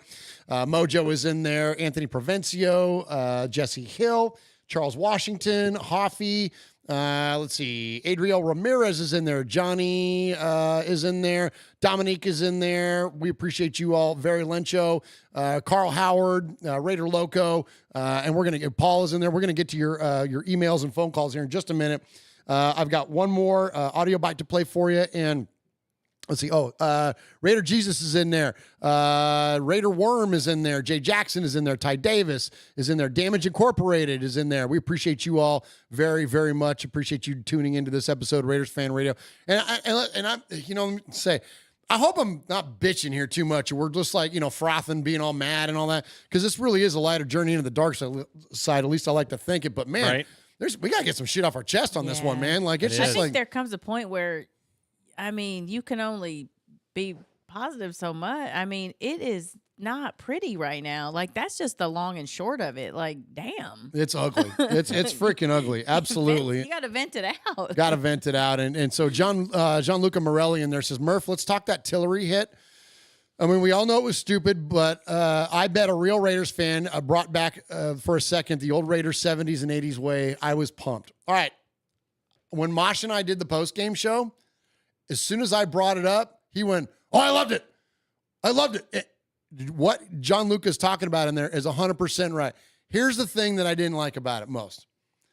Because listen, man, if you don't know Matt Millen, if you don't know Ben Davidson, if you don't know George Atkinson, if you don't know the spirit of playing just one step past the whistle or one step past the sideline, that's some Raiders shit. And so we used to win despite those things, and I don't think Jerry Tillery should have been kicked out of the freaking game. I thought that was quite the overreaction.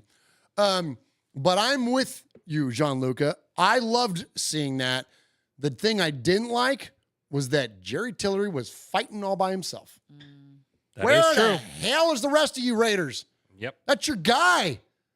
When they came out on whether you thought that was right, wrong, or indifferent. When your dude is surrounded by all those stupid powder blue and white and yellow garbage-ass uniforms, where the are the rest of you? Let's have your guys back, man. Right. I'm not telling you to go in there and get in a fight and get kicked out of the game, but go in there and step in front of somebody. Go in there and separate somebody. Do something. And I know you can't completely go off the sidelines and I'm getting fined. I'm not talking about that. But I'm talking about the Raiders, the freaking 10 other of you.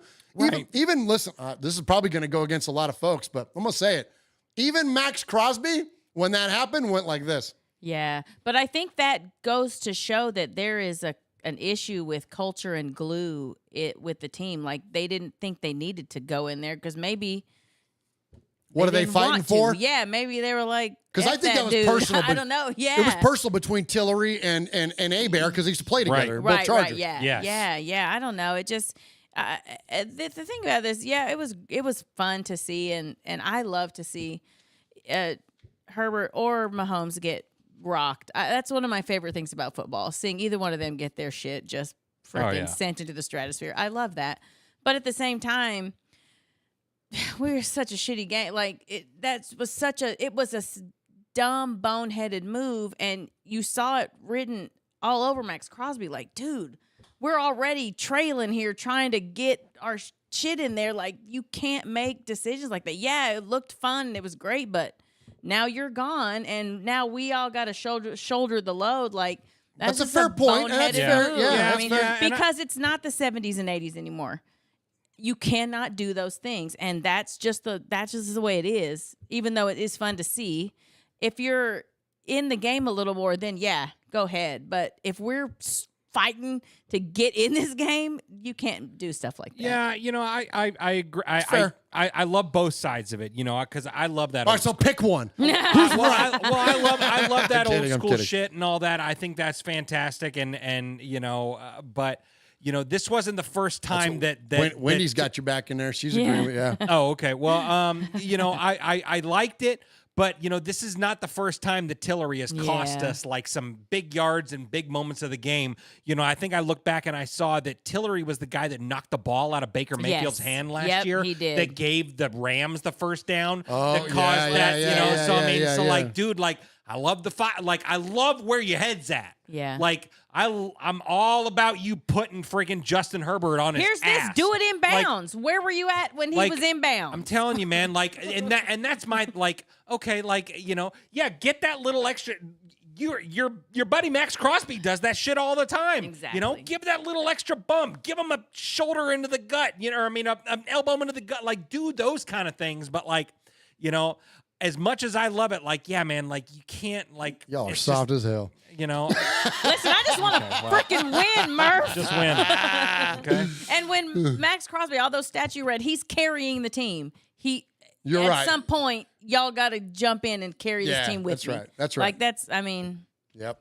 Absolutely. Now, if it was Mahomes, I would be like, hell yeah. Oh no, I'm just kidding. Or Travis probably Kelce. would, or him, run up into too. the stands and, I wouldn't advocate violence on, you know what I mean? Well, I don't mind a little violence. You can advocate that violence. I can't. Oh, that's I true. wouldn't. I you advocate can. it. Yeah. My name's Michelle, and I approve this message. Oh my gosh. Michelle loves her some Travis Kelce. Scrub that from the records. That is a lie. Right. Yeah. Strike that from the minutes. Is there anybody that you like less than Travis Kelce? Like, the most vitriol usually comes out of you when you were talking about Kelce. Him. Yeah. It's him. God, I can't stand that dude. I can't think of another person I hate more. Like, ever? In football? Okay, wait. In football? Just in life? Yeah. In life and in football, yes, him. Yeah. Like, all time or just, like, current players? No, current. Okay. Yeah. How about you, Swaggo? Who can you not stand most? I'll tell you, give me Travis. I cannot stand Justin Herbert. Oh. And he seems like a fairly likable guy. I hate that guy. You hate him more than Kelce? Yeah, I think so. I can't stand that guy, but I say all that to say one of my favorite things in the NFL is looking at him after losing a game or losing a lead or something like that, and his stupid ass helmet up on his head going, I've never wanted a tie so bad. That was, I hate you, dude. Nice. I hate you. Yeah, I hate that guy. Okay. Hate that guy. All right. Good stuff there. All right. What about you? What about you? You didn't say shit. You did. Oh my gosh, my list is long. Okay, well, what about at the current top? guys? Give me top 3 or whatever. Yeah. Top So 1, in no 2. particular order. Okay. Patrick Mahomes, Keenan Allen, Russell Wilson. Okay. Yeah. Russell Wilson's so irrelevant. I forgot about him. So, but yeah, add him to my list. Yeah. I can't stand. He's so cheesy and lame. Like, I just can't. Yeah, he didn't even win a Super Bowl. The Legion of Boom did, But really, but Keenan Allen is underrated. Like, I can't he's a bitch. stand him. The worst. Yeah. He's the Travis Kelce equivalent of the freaking. Oh, for you know sure. what I mean? Other than they don't win. That's true. You know what I mean? Like, Yeah. if the Chargers were good, they would be like think that's the why same they're spirit. lower on my list, because Travis Kelce has owned us for so long. Yeah. And I think that's why I Well, and that's why I hate Mahomes. Face. Yeah. Like, I can sit here and respect his talent. Yeah. Like, just like I respect. Can't stand his ass. And I can't. Yeah, he's second on my stand him. list. So yeah. Absolutely. Yeah. All right, so let's all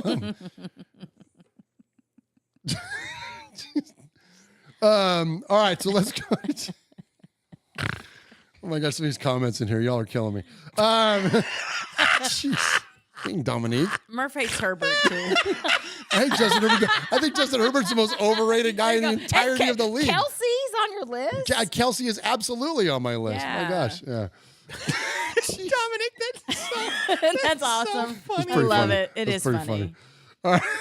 It is funny. All right, talk about Jim Rome. Oh, I hate that Jim Rome. But no, he makes a good point here. He talks about the culture of the Raiders. And then when a guy says, we've come so close so many times, then that speaks to what? Culture. They don't know how to finish. They don't know how to win. And who does that stick to? The head coach, unfortunately. And that's not just one disgruntled guy who maybe is not happy with the way he's being used. That's a star who's critical to what they do. Just as Devontae Adams is a star and critical to what they do. And he also was critical of what's going on there. All right, so that's arguably the best receiver in the game. Quote, we're not doing things the right way to establish a winning culture early in the season, so we got to do things to turn something around. You know, like, you could hear it. What he's saying is we should already have a culture. We should already have an identity. Problem is, they do have an identity, but it's not the one you want. It's an identity of we're not winning close games. It's an identity of we're not executing when we have to. It's an identity of we are not winning. All right, so we've kind of beat the horse a little bit. I don't want to completely go down back the same rabbit hole, but I think that, like, you know, Jim Rome is not a fan. He's not a Raiders reporter. He is an unbiased, for the most part, you know, media sports journalist, you know, and radio broadcaster. And so for that to be the overriding thing, and that segment, Jeff and I listened to it earlier today, that segment is about 14 minutes long. Yeah. Like, there's a lot of commentary around a lot of things about the Raiders. He comments about Mark Davis. He talks about McDaniels. He talks about the leaders in the locker room. But ultimately, for that to be his biggest takeaway, I think that's the glaring thing. So it's not even like us fans getting in our feelings and our emotions about this, Jeff. It's like that clearly is the issue, is that the culture of the Raiders is funky right now at best. Yeah. I mean, and it starts at the top, man. You know, I mean, it starts, you know, I mean, of all people that you would think, like, you don't understand the culture here, Mark Davis. It starts at the top and it trickles its way down to, you know, to Ziegler and to McDaniels and all that stuff. But, like, yeah, I mean, like, Al Davis would win despite all of these other things because the culture was what it was, you know? I mean, guys, you know, because it's more than just the play on the field. It's all these, these guys were friends. You know, these guys played for each other. They had guys that they loved to play for, you know? And I think that's why we all loved a guy like Bisaccia so much. Like, he understood the culture. And we heard it from Comp. Yeah. There you go. Compton talked a lot about that, about how like the players in the locker room, like when you talk to Will about Coach Bisaccia, he loves him. Oh, yeah. Like, as a man, as a human. And he talks about how Bisaccia would go out of his way with every player, not just, you know, the ones that have big podcasts like Will, with every player, and talk about things that were non-football related. Would talk about their families, would connect with them in much different layers than just on the field stuff. And Will, to this day, will run through a freaking wall for Bisaccia. Like, it's you know what I mean? And like that kind of like motivation to get out of your players and you're getting your constituents, like, huge. Yeah, I think the thing that's so upsetting is that anyone and everyone that covers NFL football in general, outside looking in, even understand the culture of the Raiders. Like, everybody knows where they came from. Everybody knows Al Davis. Everybody knows Just Win Baby. Everybody knows commitment to excellence. Everybody knows the things that Al Davis instilled in his coaches and his players. So them looking at the Raiders now is like looking at a freaking newly neutered dog or something, you know? Like, and you're just like sad for it, you know? And you're just like, I know what you used to be and I know what you can be with the talent that you have on your team.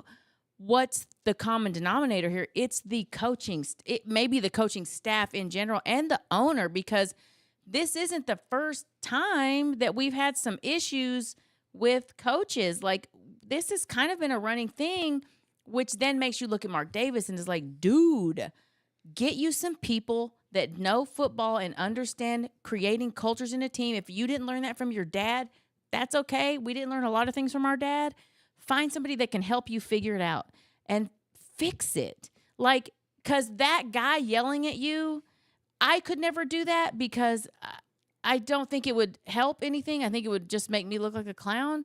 But that guy yelling at you is a lot of Raider Nation, like just imploring you to fix what the frick is happening. Yeah, well, and I think, and I think that's the bottom line. Like, yeah, everybody sees it from the outside looking in. Yeah, well, and I love that you said that. Great stuff, Michelle. Yeah, it is. It's fantastic. You know, so Al Davis, he passed away like 12 years ago. All right.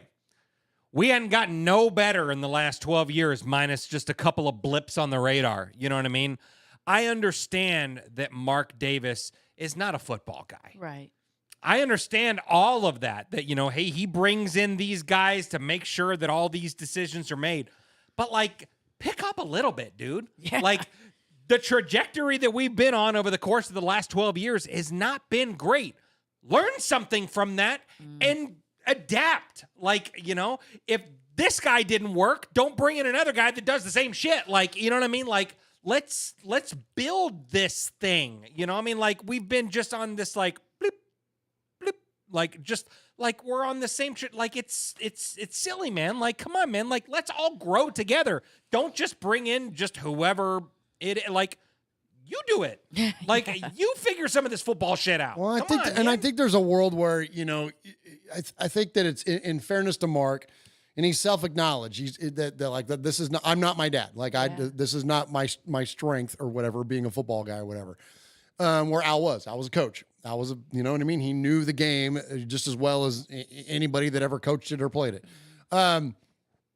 So I think that there's a fairness for Mark's recognition in that, and I think that by that though, if you're gonna take a swing, like hire a VP of operations, like that's and you know, I'm out. I'm gonna go run the business. You run the Raiders. You know what I mean, or whatever. Or like, you know what I mean. Anything that has to do with the field, I'm not gonna hire the coaches. I'm gonna hire a VP of football. I'm gonna hire somebody to be able to do that for me. And I will step all the way back. You know what I mean? When you look at a lot of, like, not every owner is Jerry Jones. And even, you know, and I can appreciate Mark's want and willingness. And listen, and at the end of the day, here's the way I feel about this stuff too, is that, like, it's his freaking team. Yeah. So he can do whatever the hell he wants to with it. Like, it's, Sure, you know what I mean? His name is on the paperwork. So it's like, you know, I genuinely don't begrudge him for any decision that he makes, because I don't want someone telling me what I need to do with my money. I don't want someone telling me what I need to do with my business or my family's legacy, which is the Raiders in his case. I don't need somebody telling me what I should or shouldn't do with it. So I'm not going to return that and come out with that spirit. But what I would say is that I think there is as a point where we as folks can look at ourselves, realize what our weaknesses are, and then if that's the case, that maybe just turn that stuff over and just let somebody else run it with it for a while and not make that, because I feel bad for Mark in a way, because I feel like he genuinely enters into these partnerships with the willingness to turn things over, and it hasn't worked out. That said, at a certain point, you got to look in the mirror and go, what's one thing all my exes have in common? It's me, right? So what is the pattern that's there? What is he looking for in these candidates that ultimately it's not working out? And I know the Gruden thing was a completely, you know, off the wall scenario and all that. And I acknowledge that, but for the most part, all the rest, there's definitely, like you guys are saying, there's a theme operating there. And I think that it's like we're talking about, like, it's time to take some swings. Rico, we're going to hear some calls here. And we're going to get to see fans right now. Let's be bold. Let's be bold in some of the choices and maybe move away out of the comfort zone a little bit, I guess, is what I'm trying to say.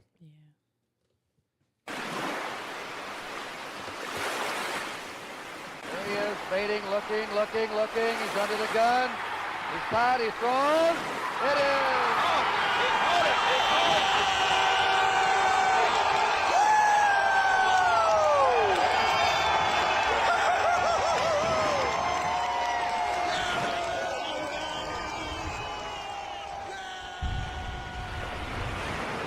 Jeez.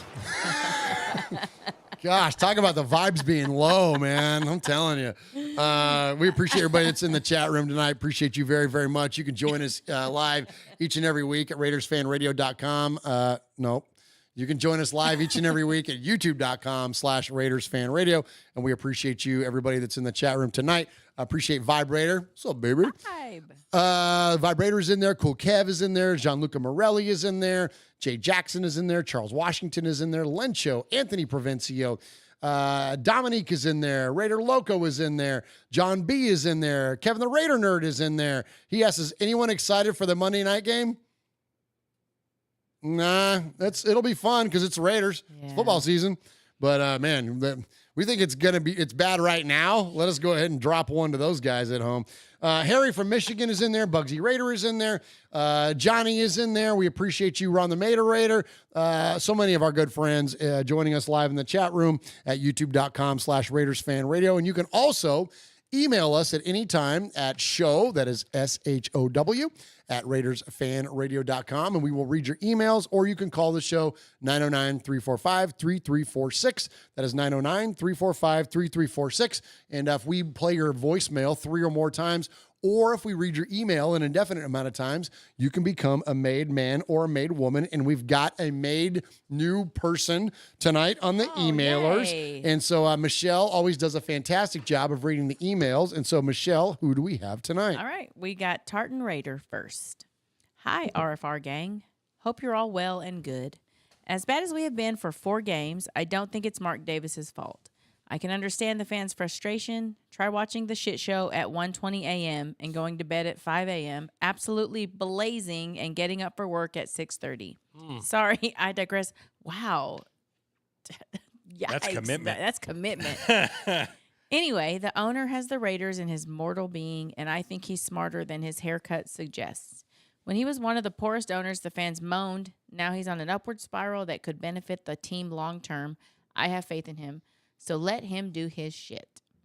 Talking about shit, our coach's play calling and game management stinks more than a junkie's carpet, and he better go on a run as me and Mrs. Tartan Raider are heading out for the Miami and Taylor Swift games.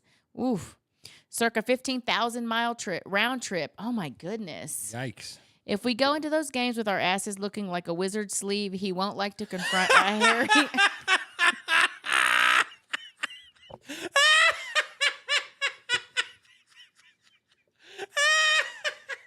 That's a good one. Okay. If we go into those games with here is what you missed. Read it again. If we go into those games with our asses looking like a wizard's sleeve. No, he didn't. He won't like to confront a hairy R Scotsman who's parted with his hard-earned cash. Give yourself a shake. Is that prolapsed? I don't know what you call. I don't know what the medical term is for that. Loose? Well, actually, no, it would be like.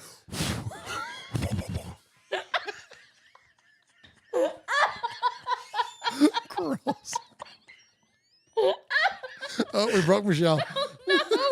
Guys, this is the first email. Right. It's too soon. Right.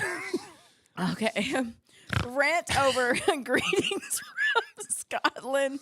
Cheers, Tartan Raider. Go Raiders. Hey.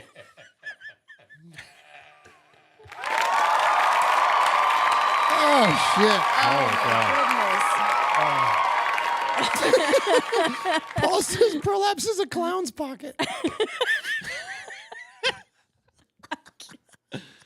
Guys, I just started. This is the second email. Okay. All right. We got Hooligan Let's get Nation together. This is a very next. Just serious pull show. together. This is some It's serious shit. Very serious. That's right. Let's go. Come on now. Evening, RFR crew. Hooligan Nation Raider here once again. And all I can say is, at least we beat the Broncos. I mean, what else can we say? Doing the same thing over and over and over and over and over again and expecting different results. I'm trying really hard to breathe deep and count to 10. You know, all those techniques helpful when you're ready to lose your... 2, 1. Mind. Last week, we kick a field goal instead of going for the 6. This week, I don't even understand what I saw. Did we really race to the line to snap the ball instead of challenging the Tay touchdown? Oh, we didn't even talk about that. Oh my gosh. Somebody knows later. Although adjustments, I guess that's the same thing. Then we send the rook in to throw a touchdown pass, which is intercepted on 1st and goal on the 3rd-yard line with 2 minutes and 39 seconds left in the game. Help me understand why JJ didn't get the rock. No, seriously, help me here, Murf. I just can't figure this shit out. AOC made some rookie mistakes. Why be mad at that? He got, 4 to 5% of practice snaps until maybe 2 to 3 days before his regular season debut. What did we expect him to do? Play like Purdy? I wanted AOC over Hoyer, but if this was going to happen, then McDaniels should have given AOC number 2 from the get-go. Give him a chance to get some practice reps and comfort. Amen. And the comfort with the first string. Yeah. What the hell do I know? I'm just a dumbass fan, not an offensive guru. Tillery has a late hit that cost us, and the interweb says off with his head. I know it cost us and maybe even gave the Dolts something to get fired up over, but I ain't even mad at it. Good on him. Hit the quarterback, hit him hard, and hit him early. That was late. Fuck this idea of take what the defense give. Take what you want to take. Yeah, sorry. I just read. I'm Ron Burgundy over here. Take what you want to take. It's the Raiders' way. When are these kids going to remember that we are the team that was ready to go to war with the Hell's Angels? We aren't scared of shit. Stand up, nation. We don't give up and we don't quit. I don't know where we go from here, but it's got to be up, right? I mean, we can't get worse, can we? Go Raiders. Who's that? Oh, that was Hooligan Nation. Yeah. Thank you, Hooligan. The scary thing is it can get worse. That's the scary part. Oh, my gosh. All right, here we got T-Hom. Hey, T-Hom. You know, things just aren't going well. Yeah, Josh, we know. We effing know. As we slogged through yet another McDaniels loss, I couldn't help but think back to the leaning Bill Belichick coaching tree and the defensive genius that Matt Patricia that was supposed to turn around the Lions. Well, you know, after 2 years, everyone could see that being a genius on one side of the ball does not equate toward being a good head coach in the NFL. Now removed from head coaching, Patricia has found success again on the defensive side of the ball in Philadelphia. I wish Josh McDaniels success. I don't.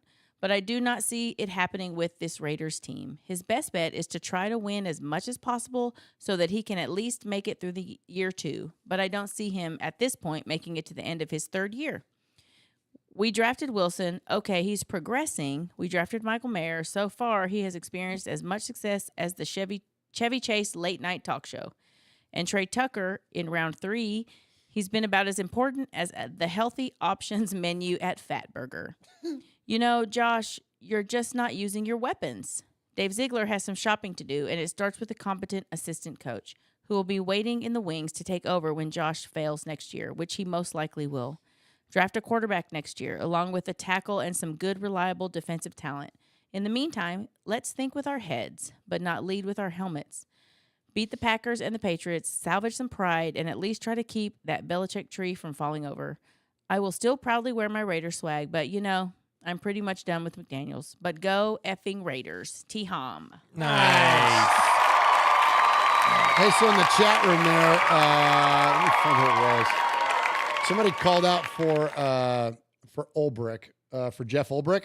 Oh, yeah. Ruben 12 Raiders right there. Ruben 12 with a $10 donation. Oh, thank you so much. That's hey, right on. 100% of that money goes to the One Nation Foundation. And I think we had one from Tyrone Graves earlier, too. Yeah, I think so, too. Yeah. It was Ty. It was Ty. Okay, yeah. Thank you, Ty. We appreciate that. All the 100% of the money, those of you that don't know, that you give to us, we give our money to Raiders-related charities through the foundation. So I love that Jeff Ulbrich call. So Jeff Ulbrich is the defensive coordinator for the Jets. He's also a San Jose guy, which is where I'm from as well, and went to high school at Live Oak High School, which is where I went to. Oh, no kidding. Yeah, absolutely. Now, he's a few years younger than I am, but he went off to play football at San Jose State, was a Niner for like 10 years or whatever. But he's like, you know what I mean? Like that kind of like that wheelhouse for coaches where we're at now. Like You got that he's kind of like a Bob Sala kind of guy. He's a hat backwards, kind of rough and tumble kind of dude, man. Like I'm with that. I think that would be a great hire for the Raiders. And after this season, he's going to get a job as a head coach, likely somewhere. That Jets defense is no freaking joke, man. Kidding. And of course, we know Bob Sala is a defensive guru on his own, so that's just, all the more reason some team's going to want to come in there and swoop him out of there. So I'm with that. I think that would be an excellent choice. You hear that, Mark Davis? He's listening. I don't know who this is from, but maybe it says it as I get further in. What's up, guys? So I wrote the open letter to Mark Davis last week that y'all read. No, I'm not the guy who quit, and no, I'm not going to be quitting anytime soon. I'm a lifer from the cradle to the grave. I want to try and keep it positive, but I want to talk about the defense. I'm a defense guy. I firmly believe that defense wins championships and should be the first priority when building a team.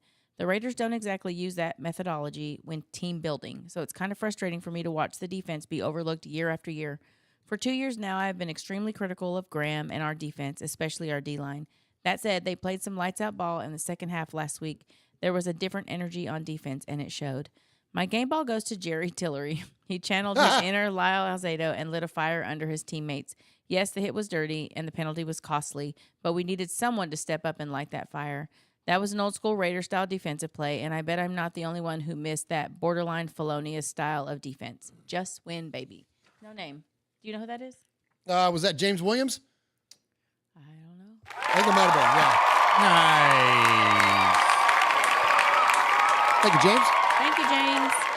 All right, we got Just Win Wendy. Yeah, that happened. 52 played like he was supercharged. Can't blame him for doing his job, but he sure showed what was wrong with the O-line. Had to take a day to figure out my own critique from that, but I don't feel bad, embarrassed, angry like after the Steelers game. So O-line is still bad, not just one guy, but several issues, including pre-snap penalties. Aiden, OC4, did his best, did all the rookie mistakes in one game, but was throwing fast bullets. I want Jimmy G back. I want him to play most of the games this season, then we'll see about next year. Best performance, the defense. D did not allow points in the second half, even in the red zone. It finally looked good. Tackles were bad in the first quarter, but they got better. So in closing, I might be accused of insanity. Same thing, expecting different results, but I have actual hope we could win the next 3 games. Watching other teams struggle, Giants and Bears, I think we have the talent to do better than we are and could have a good run in October and November. But finally, I cannot believe how bad JMD still is at play calling and game management. Timeouts and needs some no-huddle quick offense series. More energy needed somehow. Okay, I'm not wasting too much of my valuable energy on JMD, but to me, he always looks like a gopher. See you on the radio. See you on the radio. Just Win Wendy. Nice. Thank you, Wendy. Good job, Wendy. Thank you, Wendy. Oh, no, this one's James Williams, this next email. Oh, okay. Yeah. Good morning. I just wanted to thank you, Murf, Swaggy J, Michelle, and Uncle M, for all you do for the nation. Your show is my remedy after a shitty loss. I listened to the show on Monday and sent a tweet to Murf to show my appreciation. On to the game. What the hell was that? I'm not going to talk about Mac and his freaking 6 sacks and 2 forced fumbles or Jerry Tillery losing his GD mind. My problem is Josh McDaniels' inability to win games. The Raiders seem to put themselves in positions to win the game. 4th and 8 and down 8 in crucial minutes. McDaniels decides to kick a field goal. It's nice that he has confidence in the defense to get the ball back, but that was not the time to make that decision. Go for it. If you don't make it, Pittsburgh is pinned deep. On Sunday, 1st and goal on the 3-yard line and about 2 minutes to go. Run the freaking ball. Come on. JJ was heating up and you have 4 downs. He could have tied the score with 0 on the clock. What frustrated me even more was the defense actually played good in the second half. Yeah. Why do we have to suffer like this every week for the past 20 years? I had to get that off my chest. As always, I will be listening to the show while working out in the gym and laughing my ass off. Raider Nation, be blessed. I still have faith that we will dominate in the future, maybe with James Williams. Life will put many red lights in front of you, but sometimes we must push on the gas and trust God. Kendrick Lamar. Hey, good stuff. Yeah, I like that. Good job. Good job, James Williams. Yeah, solid. All right. Oh, Vegas Raider Pete. Okay. I'm going to take a different view from others. Sunday was the 6th anniversary for us here in Vegas, where 60 lives were lost on October 1st. Oh, I watched the game as always, but losing a game pales in comparison. I also saw a dangerous situation at the game on TV. There were some Raiders fans standing in front of Mark Davis in his personal space, giving him the finger and shouting obscenities at him. If you want to boo or whatever, okay, but don't get in the players, coaches, or Al's son's personal space. Thank dog he was elevated so they couldn't touch him. I hope they were thrown out. It's time for Tom, yes, I said Tom Brady, to sit next to and become Mark's right-hand man. Tom knows Josh and Dave better than many players, and is needed to straighten things out. He owns part of the team, is the best quarterback ever. Winning pours out of his veins. Mark Davis, I'm sure, could use some advice and guidance for the rest of the year. Let's put him in an office and making him a senior consultant. Can't hurt, might actually be a big help. P.S. I'm a member now. Member Murf? Vegas Raiders Pete, let's win these next 3. I love seeing Mosh in the same age as him. I'm the same age as him. Holy crap, Batman. LOL. Member, cabrón. Member. You member. You don't member. You member. Shit, you cried a lot. I thought you remember. That's my favorite. Since you cried a lot, I thought you remember. Okay, we have DJ Lenny Danger. Hey, Lenny Danger. Blessings, Murf, Swag, Michelle, and the RFR family. I've been real vanilla with my emails because I was holding out judgment on McDumbass. Uh-oh, get the button ready. Oh, okay, all right. I gave this clown a chance until now. He had a full draft class and free agency to get his guys this season, yet we seem to digress with each game we play. I'm sick and tired of his conservative and downright dumbass play calling. With so much talent on the offensive side of the ball and we can't score 20 points, what? Oh, WTF. His sorry ass needs to be fired ASAP, like last week ASAP. We lost 2 games that we had no business losing due to his play calls and failure to make in-game adjustments. Offensive guru, my ass. Brady made him look good because, as we can all see, he's a shit play caller and a bigger dump of a head coach. I don't want to be a Donnie Downer, but we have no future with this tard as our head coach. McDouche and anyone who else looks like him. Our losses lay strictly on his stupid ass. How are you going to wait until Mac had 5 sacks to put more bodies on him? He just needs to cut his losses and go be an announcer somewhere far, far away from our beloved Raiders. Anyway, him. All this considered, the kid did well out there, and I'm looking forward to seeing him grow in that position. It was a breath of fresh air seeing him throw the ball more than 40 yards. Yes, I know, he made mistakes out there. It was to be expected. This game will be an experience that he will learn from. Now, if we can get more players involved in our attack, I think we can live up to the hype on the offensive side. There's way too much talent, and it's criminal that they're not being utilized or included in the game plan. As much as a shit show this game was, I seen the defense step up in the second half. That made me a little happy. There's hope there yet. Oh, before I end this email, why the didn't anyone challenge that touchdown catch by Adams? Come Was on. all our coaching personnel sleeping? I'm not going to touch on the Tillery ejection. I'll just shake my head. Winners, Adams, Jacobs, Jacoby, Crosby, his name always gets me, Merrick. AO4. Losers, offensive line, Josh McDaniels. Oh, well. Oh, shit. Not that one. God dang it. It's actually Josh McDaniels. Okay. This is DJ Lenny Danger, and I am out. Hey, good job, Lenny Danger. So, Lenny Danger. So, for those of you that aren't aware, if you email the show an indefinite amount of times, or we play your voicemail on the show 3 times, you can become a made man or a made woman. And so, Lenny has now been quite the participant here at Raiders Fan Radio, not only in the chat but on the emailers. And so, let's add him to the list. You, my friend, are the newest made man here at Raiders Fan Radio. You are a made man. You showed you are part of the family by participation. By chance, a man like yourself should make enemies, then they would become my enemies. Showing you are a friend of Raiders Fan Radio, you have leapt across the line. Friendship is everything. Friendship is more than talent. It is more than the government. It's almost equal to family. Be loyal. Made man, Raider fan. Someday, and that day may never come, I'll call upon you to do a service for me. But until that day, accept this as a gift. And don't ever forget, words can hurt more, but silence can break hearts. Nice. All right, nice job, Lenny Danger. Welcome, Lenny. Keep them coming, my friend. Keep them coming, man. Great job on the emails, and we'd love to hear from you guys. And like we always say, more of you and less of us is a good thing. So let's keep on going. Now we've got the rest of the way out. We've got nothing but made folks, I think. Wow. Pretty close to it, man. The list is getting long, and so let's check in. And Michelle, who do we have next? We have Paul. Paul? Yeah, Paul. Oh, we missed Frankie and Erica. Well, those were maybe the ones you read and we didn't know who they were from. Maybe. So Erica S is in there. So shout out Erica S. Appreciate you. And shout out Frankie. We appreciate you. Frankie Mosqueda, the Unholy Roller Raider. And love hearing from Erica. She was one of the early made women around here. And then, of course, our good buddy Frankie. So, yeah, let's go ahead and close it out by checking in across the pond. He is in Shropshire, England, which is west of Birmingham. And in our country, west of Birmingham is Mississippi. So we jokingly refer to it as Shropshire, Mississippi. So let's check in with our good buddy, Paul. All right. Evening, everybody. Hope all is well.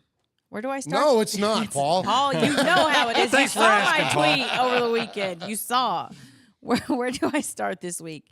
I did the first draft of this email Monday morning, but had to scrap majority of it because it couldn't be read out. All that was left was evening, everybody. In the end, Sunday's game was about three people: Josh McDaniels, Aiden O'Connell, and Khalil Mack. I'll start with Mack. He's clearly still a good player, but with no Bosa available, there's no way in hell he should be getting 6 sacks in the game.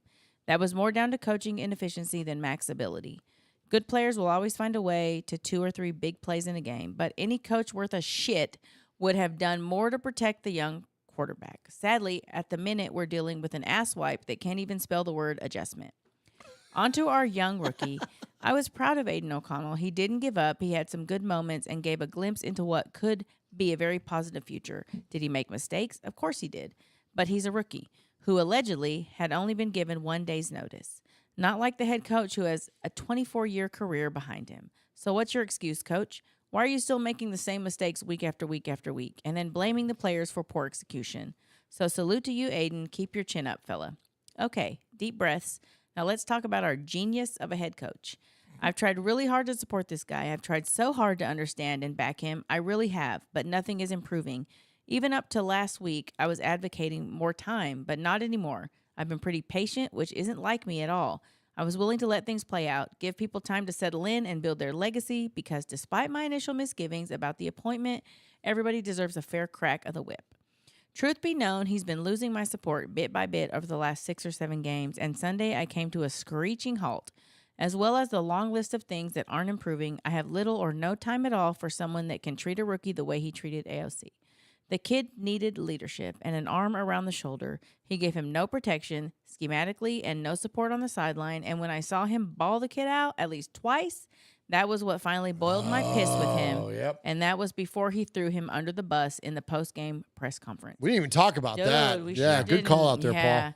I saw more accountability, honesty, and character from AOC's press conference than I've seen from McDaniels since he got the job. We lost so many close games last season, largely down to his poor game management, and the same is happening again this season. We scraped a win against a poor Donkeys team and threw away wins against the Squealers and the Dolts. With games coming up against the Packers, Patriots, and Bears, can we trust him anymore? I don't think so. How ironic will it be if we get dumped on by the Pats in a couple of weeks and then we pull the trigger on him? I don't want to have to look at that arrogant, stubborn, fat-faced, talentless mutant anymore. Same. I implore Mark Davis to sack him as soon as possible. And then maybe, just maybe, we might be able to salvage something from this year after all. Personally, I'd have sacked him already, cleared his office before he got back from LA, and left a Cleveland steamer in every packing case. Sadly, I don't think we will, and my concern is that we're going to see another John Gruden/Paul Gunther situation where Gruden put his friendship before the good of the team and didn't sack Gunther quickly enough. If Doug Ziegler has a say in things, then he needs to put his loyalty to McDaniels on one side because his job is on the line as well. Murf made a very good point on the post-game show with Scott. When Dan Campbell was losing early on in Detroit, his manner, demeanor, and passion was always there. He always gave the Lions hope, players and fans alike. There was a spark and a belief. Can anybody in Raider Nation, hand on heart, say Josh McDaniels gives them hope and we should all remain patient with him? He's been called upon numerous times to give us something to believe in, but we always see are scripted press conferences, a shrug of the shoulders, and a patronizing grin on his face. I've come to the conclusion that the reason he hasn't or can't is because he's a fake and he's so insignificant if he walked up to an automatic door, it wouldn't open. I'm sure people skilled in body language could fill A4 sheets of paper with notes on how uncomfortable he is in his post-game press conferences. Deep down, he knows he's not good enough. His career away from the Patriots is a train wreck. There is more than enough talent on this roster to be more competitive, especially on the offense, but his inability as a head coach is glaring. The only job this man can do is offensive coordinator, and he's only been successful at that because of Tom Brady. Don't let anybody fool you into thinking otherwise. None of it was down to him. The guy has been stealing a living for years. He's put us in such a position that all Raiders content should be accompanied by the trolling of a bell and a tumbleweed blowing across the plains. Do the right thing, Mr. Davis, and do it soon. Your dad would have been dusting off the overhead projector before the fourth quarter last weekend. Is he the worst head coach in our history? Maybe. Has he got more talent to work with than Norv Turner, Dennis Allen, or Lane Kiffin? Just a thought. I guess now we'll go back to Jimmy 6 turnovers Garoppolo, which is okay as long as he stops prancing around like Clark Kent and gives us a little more Superman. On to the cheeseheads it is then. Stay safe, RFR family. Love you, Raider Nation. His Lordship, the Royal Scribe, Paul Ederton, Shropshire, Mississippi. Pauly Award winner 2019 and 2022. Foggy Glasses Award winner 2020. BRT Sizzler Scorekeeper. Proud made man. Five time, times 2 plus 1 plus 1. Winner of the Raiders Fan Radio BRT Sizzler Award. Oh, nice job, Paul.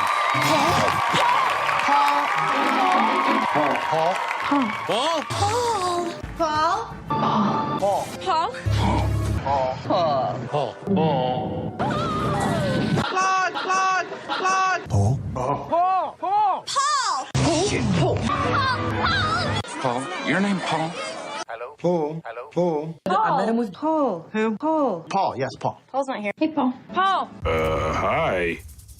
I'm Paul. Darn right you are. Great job, Paul. We appreciate your emails every single week, man. Paul definitely brings it, and a lot of you did as well. All of you did tonight with your emails, and I apologize if I got the order and missed out on some of the names there, but we appreciate you, and you can email us at the show at any time just by emailing at show, that is SHOW, at RaidersFanRadio.com. And again, you can leave an indefinite amount of emails and become a next made man or made woman, or call the show. And if we play your message 3 times or more, you can become a made man or made woman that way. And so we've got, hey, listen, sometimes we get a little bit of we'll call it a murderer's row here. Absolutely. Of callers. We've got some monster calls to get to tonight, some old school Raiders Fan Radio folks, some newer folks, and well, you guys really brought the passion, really brought the heat and the energy to the calls this week. And so let's go ahead without further ado and check in and start off with the man that holds it down in the chat room.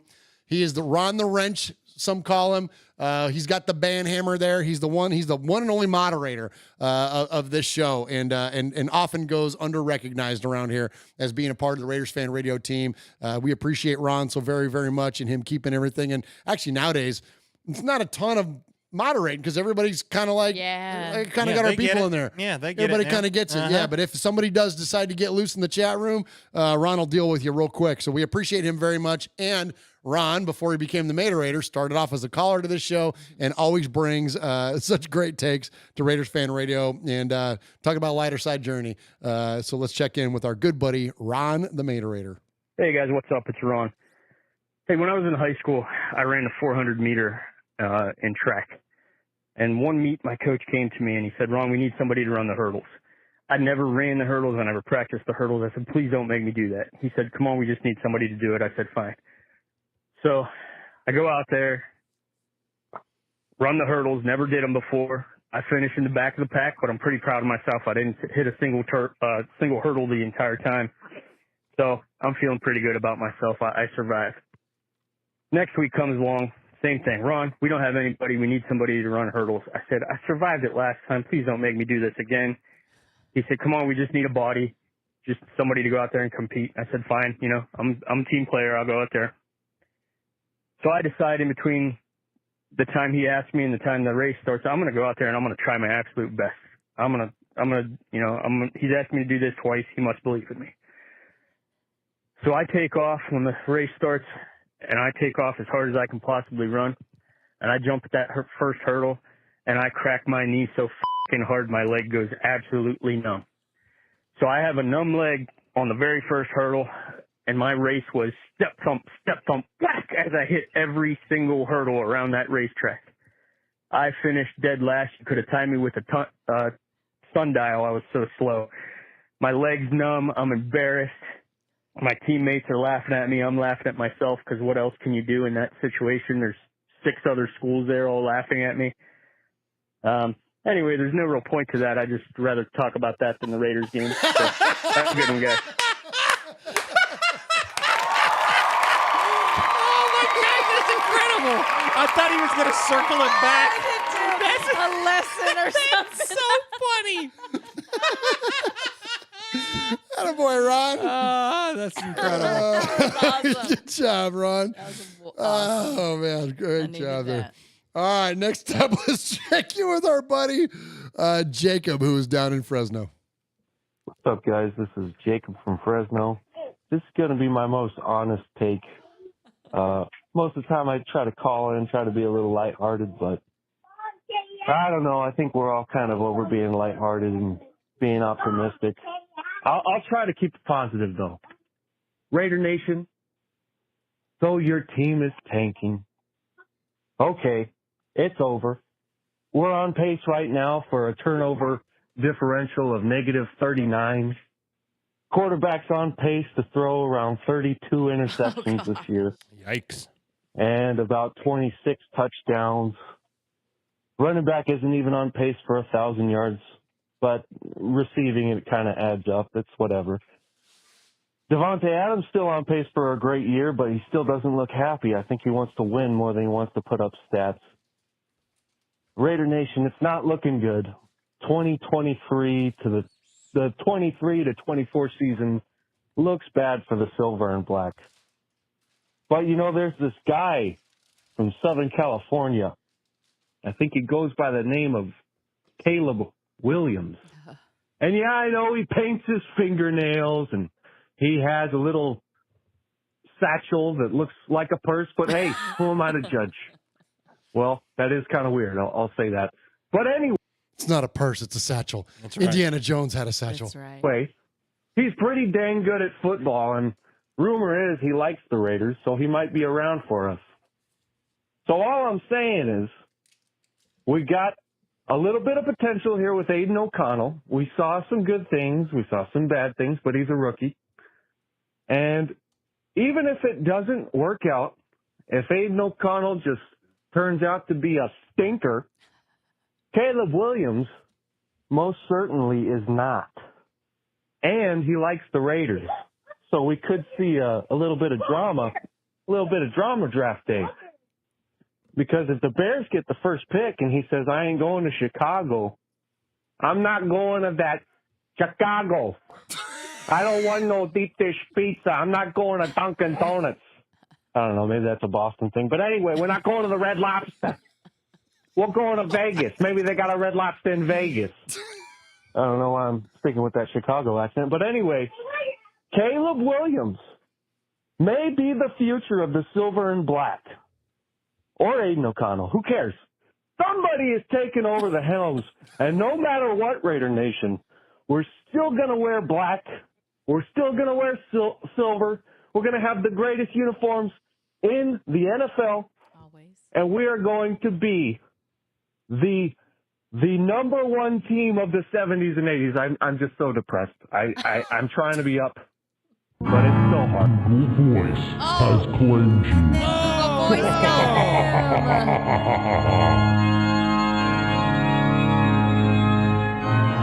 All right, right, so we got a rule around here. You can only go 3 minutes or Google Voice will get you. It only allows for 3. But, Jacob is a newer caller to the show. Sure. Now, if you get your message played 3 times on the show, you can become a made man. But when you get Google Voiced and you leave 2 messages in the same night, they don't count. So you got to call us back again, Jacob, and you can become the next made man here at Raiders Fan Radio. But Jacob's still got some more thoughts, so let's check it back in with our buddy Jacob down in Fresno. Man, 3 minutes is just not long enough. I'm double dipping this week, guys. I hope that's okay. Anyway, I just wanted to say, it doesn't look good for us this year. And I knew that at the beginning of the year, but I said 20-0 just because we came out against the Broncos. And it really didn't look good. But, hey, we won. And when you win, you get happy, so you try to think the best. I honestly never believed 20-0. Who believed 20-0? Nobody. Anyway, I think at best this year, at best, hey, we're and still this on is track. super generous. Yeah, we are. It's still in At play. best, we're probably going to be plays. where Murf started in the year at 9 wins, and I really don't think that's going to happen. I think, nope. In all actuality, we'll probably get 5 or 6 wins. Nope. At the beginning of the year, I thought it was going to be 7.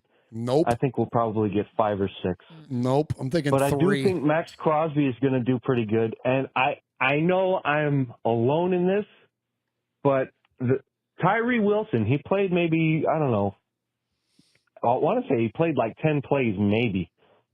But the push that he got at the line was really good. The problem is he didn't actually get the quarterback. But one of those sacks where Max Crosby got, I think it might have been one that got called back. I don't know. It might have been the one that stood. But there was one that got called back. On the other side, Tyree Wilson got some great push. So that's a good thing to look forward to. We could see, if he puts that together 1 week, it's a fluke. But if he puts it together 2 weeks, okay, we got a pattern. Puts it together 3 weeks or more, we got a nice little trend going. So who knows? Maybe this guy's career is just starting. Maybe we shouldn't write him off so quickly, As we say all the time whenever we have bad pass rushers, Khalil Mack only had 4 sacks in his first year. And I know he's not Khalil Mack, but he has the potential athletically to be something great. So let's just keep hoping good things for him. Let's not be too hard on him just yet. He's just a rookie after all. Same with Aiden O'Connell. Maybe I'm totally wrong. We don't need Caleb Williams, and Aiden O'Connell's going to be a beast. We'll see. But Raider Nation, it's hard, but we already know how this is. It's been hard. Let's stay up. Let's remember the pride and the poise, the commitment to excellence, the greatness of the Raiders, as Al Davis said. The greatness of the Raiders is in its future. I don't know if I believe that, but I'm trying, and I'm looking to all the positive stuff, and I think it could very well be possible. I used to believe that a lot more when I was a kid, but it's a lot harder as a man. So sad. Anyway, let's go out there, and let's just give it our all. Just win, baby, but probably not. Who knows? Nice. Good job, Jacob in Fresno. Some folks were concerned he might get the double Google voice. I know, right? Well, close. He was running it real close right there. he was. Yeah. So 3 minutes is all you get. Oh, Storm just said that he's going to get Google Voice twice. No, absolutely not. Yeah, he got real close. So good job there, Jacob in Fresno. Call us back again. You could become the next made man here at Raiders Fan Radio. All right, so here we go. Like I said, this is Murderer's Row. Here we go. We got our good buddy down in the 703. He is Josh. What's up, fam? Well, another week, another shit show. Also, I just want to say this. It's probably a good thing that the phone calls were only 3 minutes long, because God Unless you're knows, Jacob. I know all of us could probably go on a rant for f***ing an hour with the way shit's going right now. I'm going to give credit to the defense. Defense played, they were struggling in the first half, but they really shut it down in the second half. They stepped up. Gotta give it to them. Especially Nate Hobbs wasn't out there. Byron Young, still haven't seen that Amari Burney linebacker. I don't know what's going on with that one. The offense, man, and the rookie made rookie mistakes. I'm not going to talk about it. What I want to talk about is the damn turnstiles of an offensive line, because I don't know what the f*** that was. Mac had an all-you-can-eat buffet around there. All I heard was f***ing Return of the Mac playing and just sacking them. Fumbles. What the I swear, I think Mac looked at him and said, you know what? You may have number 4, but you're not my number 4, so I'm going to go get your ass. That's what it feels like anyways. And the play calling, we seem so predictable. I don't know if I'm the only one, but it's like you watch, you're like, okay, I already know what they're going to do here. Yep, they're going to run it right there. Oh, he's going to try to do something. No, that didn't fucking work. It just doesn't seem to make sense to me. Adams is a trooper. Good to see Renfro get a couple catches that I don't know why they threw the ball. They were right there on the 3-yard line. I don't know why you don't give it to Jacobs to try to hammer that in, maybe tie the game up. But, you know, I'm not a football genius, but apparently neither is McDaniels. But anyway, love y'all. On to the next one. Can't, love Monday Night Football. So, man, the Pack. There he is. That was great.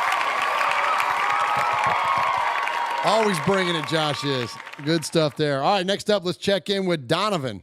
Hey, what's going on, man? It's Donovan, man. So we get straight to it. When it comes to the game, Aiden O'Connell is just a rookie, man. The defense kept us in the game. The whole, you know what I'm saying, did his job in the second half, and the offense showed up. We have to stop going away from plays that's helping us win the game. We have to stop going away from that momentum, man. And something much bigger when it comes to Raider Nation. Something Devontae Adams said, man. All this talent on this team, we have enough talent to take it to the next level. When Mark Davis introduced this regime, he said, with this regime, this is not a rebuild. We're taking it to the next level. If somebody or something is hindering us from getting to the next level, that has to be addressed, or that problem has to be removed, bro. Because we got 3 players in the top 20, the NFL top 100. What we doing?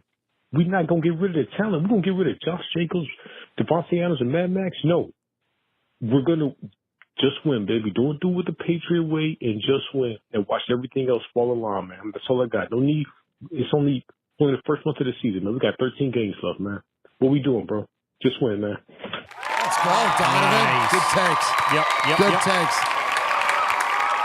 And he's right, man. When you have that level of talent at those elite positions, like, come on, man. Unreal. Absolutely. All right, next up, let's check in. Let's go down to Southern California and check in with our good buddy, Animal Mother. What's up, guys? It's Animal Mother. My first call of the season. I haven't called after any other games because I didn't want to have to call and be in a fucking terrible mood. And even though we got a white-knuckle win against the terrible Denver team, I wasn't really impressed with anything that we saw. And here we are, 3-game losing streak, and I'm fucking shocked, right? How are you going to be – you're first and goal. You've got the rushing champion. How are you not going to hand that guy the ball? How are you going to put that ball in the air? It's a poorly managed game, a poorly fucking coached game by fucking McDipshit, who's in the hot seat right now. He's got to be. You can't put this on our defense. They gave no points to them in the second half. Our low-rent, patchwork defense, half our fucking defensive backs are playing with fucking clubs on their hands. This is a shutout. They put us in a position to win or at least tie that fucking game. And we mismanage it. And even on that last touchdown we did score, we almost fucking blew that one too. Devontae had the touchdown. Challenge the fucking play. You rush up to the line, you run another fucking play. Thank God we score. But can you imagine if that doesn't go in? Oh. It's fucking brutal. It's not that we lose fucking games. It's that we go out there and we shoot ourselves in the fucking foot. Play after play after fucking play. Basic fucking shit. Help it. We're watching our O-line just get their fucking lunch money taken from them for the last 3 weeks. Absolutely fucking insane. Those guys ought to hang their fucking heads in shame. It's fucking unbelievable. And you know the frustration that we have as a fan base. I went to bat. I didn't think McDaniels was the best hire. But you know what? I went to bat for him. Give him a chance. Let's go. Amen. It's something, whatever, different. Let's buy in. Let's get away from the carousel, the coaching carousel. I don't know how you defend the fucking guy anymore. I don't. It's unbelievable. And now my son's getting to the point where he understands what losing and winning is, and I have to fucking initiate him into this ritual that we seem to have as Raiders of fucking losing every other game or 3 games in a row. So it. Go Raiders. Nice. Good job, Animal Mother. Yep. Jeez.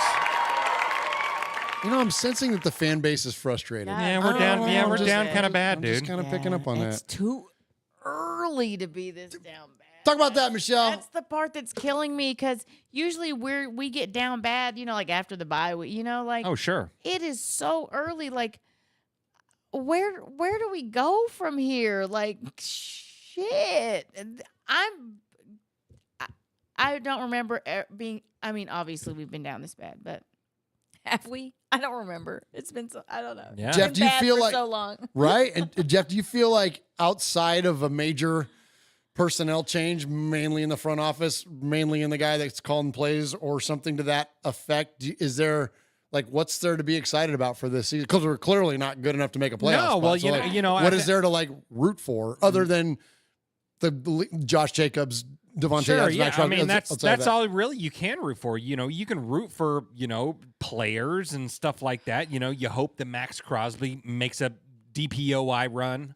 But I don't think. I mean, kind of like what you said. Losing, I mean, yeah. I mean, if you're 1-16, you're not going to have the Defensive Player of the Year on your team. Nope. Regardless as to whether he deserves it or not. He could set the sack record and still not get it if we're that bad. 100%. But I mean, yeah, there's not a whole lot of good to. I mean, we're just down bad, man. Like there's nothing. I mean, and this is by far my worst season as a Raider fan. I think we talked about that earlier in the week. I mean, this is my 5th year in the silver and black, and I hadn't been down like this ever. This feels like 2-16. This feels like this is up there with, you mentioned that. with the bed and breakfast offenses. This feels like Lane Kiffin. This feels like all those the really super dysfunctional Norv teams and all that stuff. It shout out just when Wendy in there, she's quoting the Doors. Been down so long it feels like up to me. Man, that's not the damn truth, Wendy. Appreciate that very much. All right, so this guy that we're gonna play next is equally frustrated as we all are, but we love him. He's one of our favorite callers, and all of our callers are our favorites. We don't rank any of them because everybody's just amazing. The fact that you, in the worst of times, you still make this show amazing by calling and leaving your voicemails and emailing and all that. One of the guys we really love to hear from is our buddy Rico. He is Italian-born, but he will tell you he is Raider-born Rico. And so I'll just advise you, if you've got candles, we'll light them up. If you've got aromatherapy, take a deep breath. If you've got pants, just drop them. Hope you've used your Manscaped products. Hope you. Yeah. Time to get ready. There we go. Let's check in with our buddy. The always and listen, we like to play with it on the idea that he's got dulcet tones. He does. But man, he's got some great football takes too. Yeah, he does. And Yes, he he does. titled this message "Be Bold." Hey guys, Rico here. And I would like to send a message to Josh McDaniels. Josh, when we hired you a couple of years ago, during those preseason games, I saw something that felt completely different than what I'm seeing now. And I know during the preseason you try out different players, see how they work out, what they can produce, but that was the right formula to use. And remind me a lot of the formula you was using during your career as a Patriots coordinator. So, where's the dynamic offense? Where's that leadership that brings to discipline? Where's the hard tackling? Where's the crowded backfield? Where are the options, the element of surprise? I mean, how you can run with this same guy on 1st and 10, 2nd and 8, through all the game and not using any running back option at 3rd and 2, 3rd and goal, 4th and 1, whatever. How? What I'm trying to say to you is don't be stubborn. Put your feet on the ground and remember when you were a coordinator, when you was a coordinator, what the other coaches been teaching to you. Because that's what the game of football is, if you didn't get it yet. It's a mixture of experience from different minds. If Belichick has been teaching you something, put it in practice. Don't think it is not going to be useful just because now you're the coach and we do it just your own way. Remember, this is not your baby. This is Al Davis' baby and the baby of all the fans that embrace the commitment. You're here to help and put the Raiders on the map. And, try something that you probably lost. If you got to use 2 quarterbacks, use them. There's no law that say you had to use only one. If Jimmy is too delicate, use the kid in more snaps. Be bold. That's what I'm saying, not stubborn. Be bold. And anyway, it's too early to create a division. Create a division in between the fans, in the franchise, in the locker room. We got to stay united. So from the players, and I don't care if you're the best running back, best wide receiver, the best defensive end, the best quarterback, from the players to the fans, either you all in or you out. So with all that said, I love you all. Cheers to all of you. Go Raiders, let's focus on the next game. Be bold, Josh, and I'm out. That's so good. So good. You know what I loved? Oh, I loved a lot of things about that call, but one of my favorite points that he made there, this is not your baby. Yeah. I love that whole sentiment that, like, Yes. obviously we know the Raiders are Mark Davis's baby, but, like, you know, like, this is Josh McDaniels' job. This is not your baby. Like, I love that because we take such personal ownership around our fandom. Yeah, Michelle? Yeah, no, yeah, I love that. He always just has the best takes, but I think that portion of it, like, settle in, like, but also the be bold thing, do that. Like, don't be timid in thinking that everybody else has to do the changing. You do it. You're the coach. You do it. Rico always has the best takes. Right. And yeah, and great point there too, Swag Jeff, that whole idea of, like, we talked about that speed to adjust. Like, be bold. Like, what else? Here's the way I would phrase it. Like, what else do you have to lose? Right. You're 1-3. You're losing your locker room. Your success is ass every time you've ever taken a freaking, taken the field as a head coach. Yeah.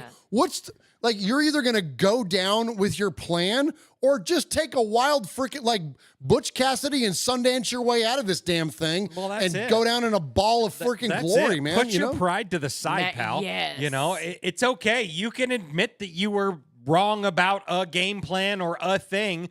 Like, try something different, man. Like, do you want your pride to be intact, or do you want to have wins? Like, the end. Like, what are we doing here? Yeah, I'm with you, man. I'm with you. So great stuff there from Rico. We appreciate you so very, very much. All right, next up, let's check in with our buddy Raider Cojo. Salute, Raider Fan Radio and Raider Nation. This is your boy Raider Cojo. So, even though we gave up 6 sacks to one guy, turned the ball over 3 times, McDaniels coaching like dog crap, overcoming zebras and their BS, we still had a chance to tie or win the game with all of that nonsense going on. So, I still don't understand. Now, our next 4 opponents are as follows. The Packers, we have not beaten since 1987. I was 10 years old, okay? The Patriots, we've only beaten once in 20 years, and that was on a miracle play because of their stupid wide receiver that's our wide receiver now. The Bears, we've only beaten twice in the last 20 years. And the Lions, we've only beaten once in the last 20 years. So, if my calculations are correct, when this baby hits 88 miles an hour, you're going to see a 1-7 record at the end of October. We might not get a win until the Giants in November, maybe. Because if we don't win against the Giants, I don't think we're going to win a game till maybe December. Great So Scott. right now it's a lost cause. Now it's just about how much is Mark Davis going to tolerate losing. I mean, obviously, it doesn't even matter if you fire McDaniels now. It's like who's going to take over? Nick Lombardi. He sucks too. So if you fire Patrick Graham now, even though the defense has improved, but he still calls a BS coverages, especially that last third down, where you give up a 51-yard reception to, what was that guy, Palmer or whatever the heck his name is? Regardless, and they didn't call offensive pass interference. All of this nonsense. Yeah, right now it's just all about how much is Mark Davis going to tolerate losing and at what cost, you know what I'm saying? Obviously, if the defense has been stepping up, we're probably not going to get blown out like I thought we would. But, it's not looking good. This is a lost cause. Hopefully next year we do get Jim Harbaugh and he brings Vic Fangio with him and we do turn it around quickly. But right now, this is a lost cause. So if anybody has any optimism about this season, forget about it. Forget about it. This is a Fugazi season, you know what I'm saying? Fugazi coach, Fugazi, everything, So, man, this is so frustrating. I mean, I can't even be mad anymore. It's just, just frustration. But anyway, this is your boy, Raider Cojo, out. Oh, my gosh. Great freaking call, Cojo. Yep. I love it. He called it all a Fugazi, man. That's awesome. Yeah. And Ron just dropped the freaking comment of the night in there. Ron, man, it was hard not to laugh while Kojo's call was going on. Because Ron says Raiders gave up 6 sacks to one guy. Phillip Rivers created 6 guys from 1 sack. There you go. That's hilarious. Oh my gosh. All right, we got 2 more as we're on our way out tonight. First up, we got 2 guys. Well, one's used to be in Jersey. Now so it's one guy in Jersey and one guy in New York. Oh, nice. Even though the second guy is from California, not far from where I'm from. Yes. But anyways, our first guy, let's check in with our Jeff's like, yeah, whatever, dude. 3-hour show. Shut your freaking ass up. Okay, we got to go. I'm tired. I'm yawning over here. Rev Raider. Yeah. What's going on, Murf? Uncle Mosh, Young Swaggo, Michelle Sweat. Time to put your expertise to work. What the fuck? Oh, hey. Uh-oh. This is Rev Raider calling from Jersey, man. And in managing a game, play calling, our coach is a one-legged man in the ass-kicking competition. Like, he is so unprepared. And I don't know what to say. We have all the tools, all the ingredients that we need to be great in this league, and he doesn't dial up anything that is worth mentioning. When you have Khalil Mack getting 6 sacks in the game with your rookie, some things it might be the rookie's fault, but Illuminor, boy, he was a turnstile. He was coughing up loose change. Most of the offensive line. How are they regressing? I don't know what to say, man. It falls on coaching. And we can even take shots at Patrick Graham the last couple of weeks, but they're actually improving. They're getting put in foul situations from the offense right now. Those turnovers, short field. What can they do? They're doing what they can do to survive. But in the second half, when they had better field position, they were getting them off the field. So the offense. And by the way, Josh McDaniels is no guru. He is no offensive guru. If he's an offensive guru, he's like Rain Man in the elevator screaming fart. Step your ass outside. Use simple mental things. That's the way I see it. Frankly, it seems like Bill Belichick, he was capping for all of his people, giving those good recommendations, and they're not who they were sold to be. That's what it seems like to me. Because when you start to look at the Bill Belichick tree and what they were doing while they were with Bill Belichick, all the innovative stuff, the crazy stuff where you would have to dig into the rules and like, yo, this was an old rule and they got that off. That was an amazing play. You only see that on the Patriots. But when these guys leave, it gets real rudimentary, you know.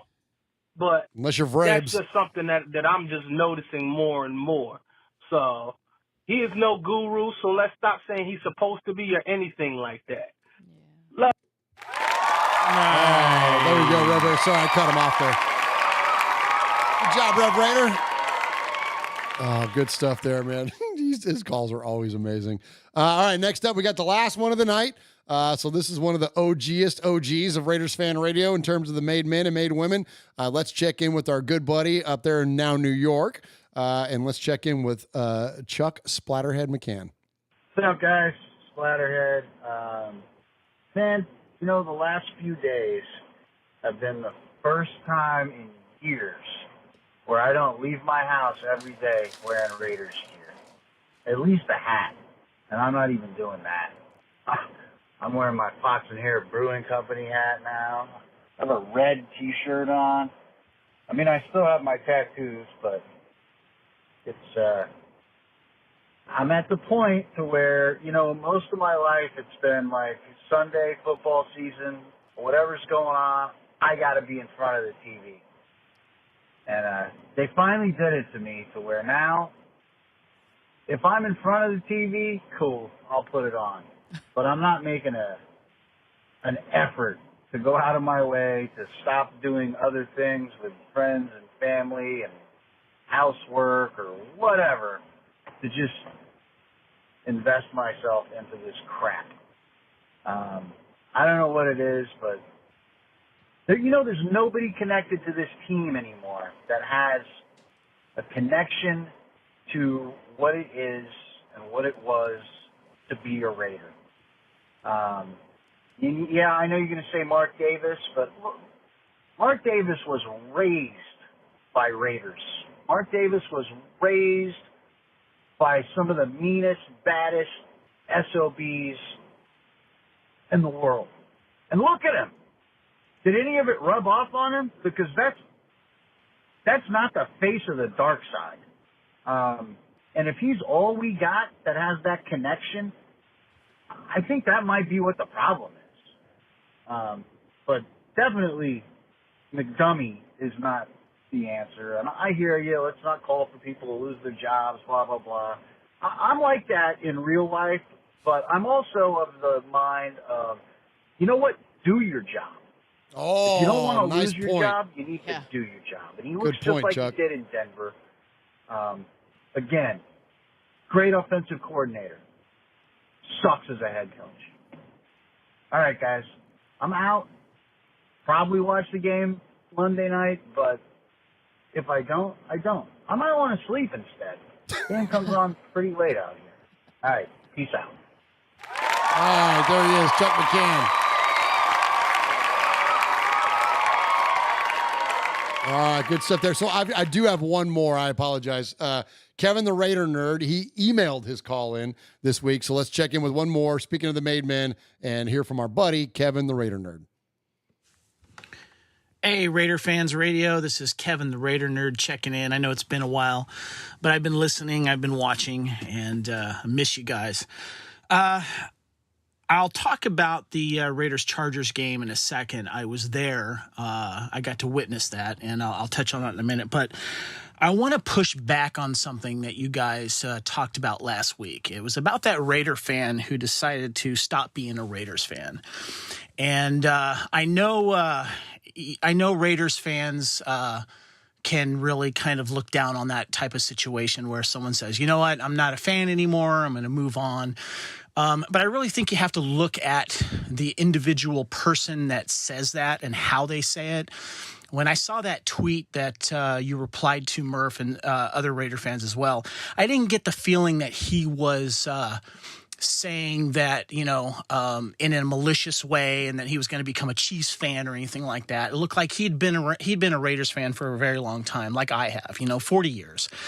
And that he had probably, we don't know his situation, is my point. And we don't know if he had a support system like we do here at Raiders Fan Radio, where we can support each other during these crappy times and lift each other up. We don't know if, how much money he's spent, how much time and effort he's been disappointed by this team over 20 years. I was at a point where when my wife died back in 2013, my Raider fandom was kind of up in the air at the time, but it was because of Raider Nation that came to my support and was there for me to support me through my loss, that I realized that I had a family there to support. And, with the Raiders playing so consistently bad, all the times I wear my Raider gear, which is all the time, including recently when I went to the UK and Paris, and I break out my Raiders Fan Radio shirts in Australia and stuff like that. I'm doing that for Raider Nation. I'm not doing that for Raiders anymore because they have constantly let me down. So when someone gets frustrated and wants to quit, I can kind of understand that, because after this last week's game, I've lost my faith in the coaching. I've lost my faith in the team.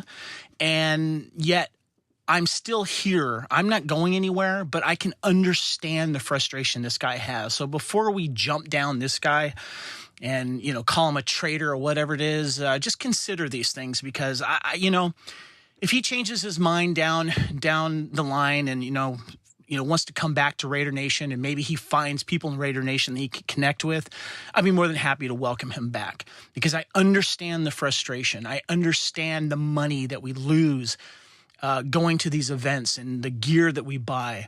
But not everyone has a support system that we do here, especially here at Raiders Fan Radio. So I just wanted to say, good luck to that guy. I just hope he's not a dick about it. If he's a dick about it and he starts talking shit about Raider Nation, that's a different story. As for the game down in LA, first thing I want to say is I believe the Raiders are now 1-4 at SoFi Stadium. I don't want to hear that this is the vacation home for the Raiders anymore. It is not. I have been to 3 of these losing games, including this most recent game, the last Monday night game against the Chargers, and I was there for that Thursday night game against the Rams. This place is a house of horrors for Raiders fans. It is Eli Roth hostile territory for the Raiders. It is a Saw movie for the Raiders. The Raiders, only thing that the Raiders get out of this is they get a home game, because it is 70% Raider fans this last weekend. But you know what? It doesn't matter how many Raider fans are at Raider games now. The Raiders still find a way to Raider it up and kick themselves in the ass and lose a game. And it's very, very frustrating. It's not just on the coaches. It is also on the players, okay? The players have been underachieving, and I feel for what Devontae Adams have. Anyway, guys, I just want to give my 2 cents on that Raiders fan that decided to give it up.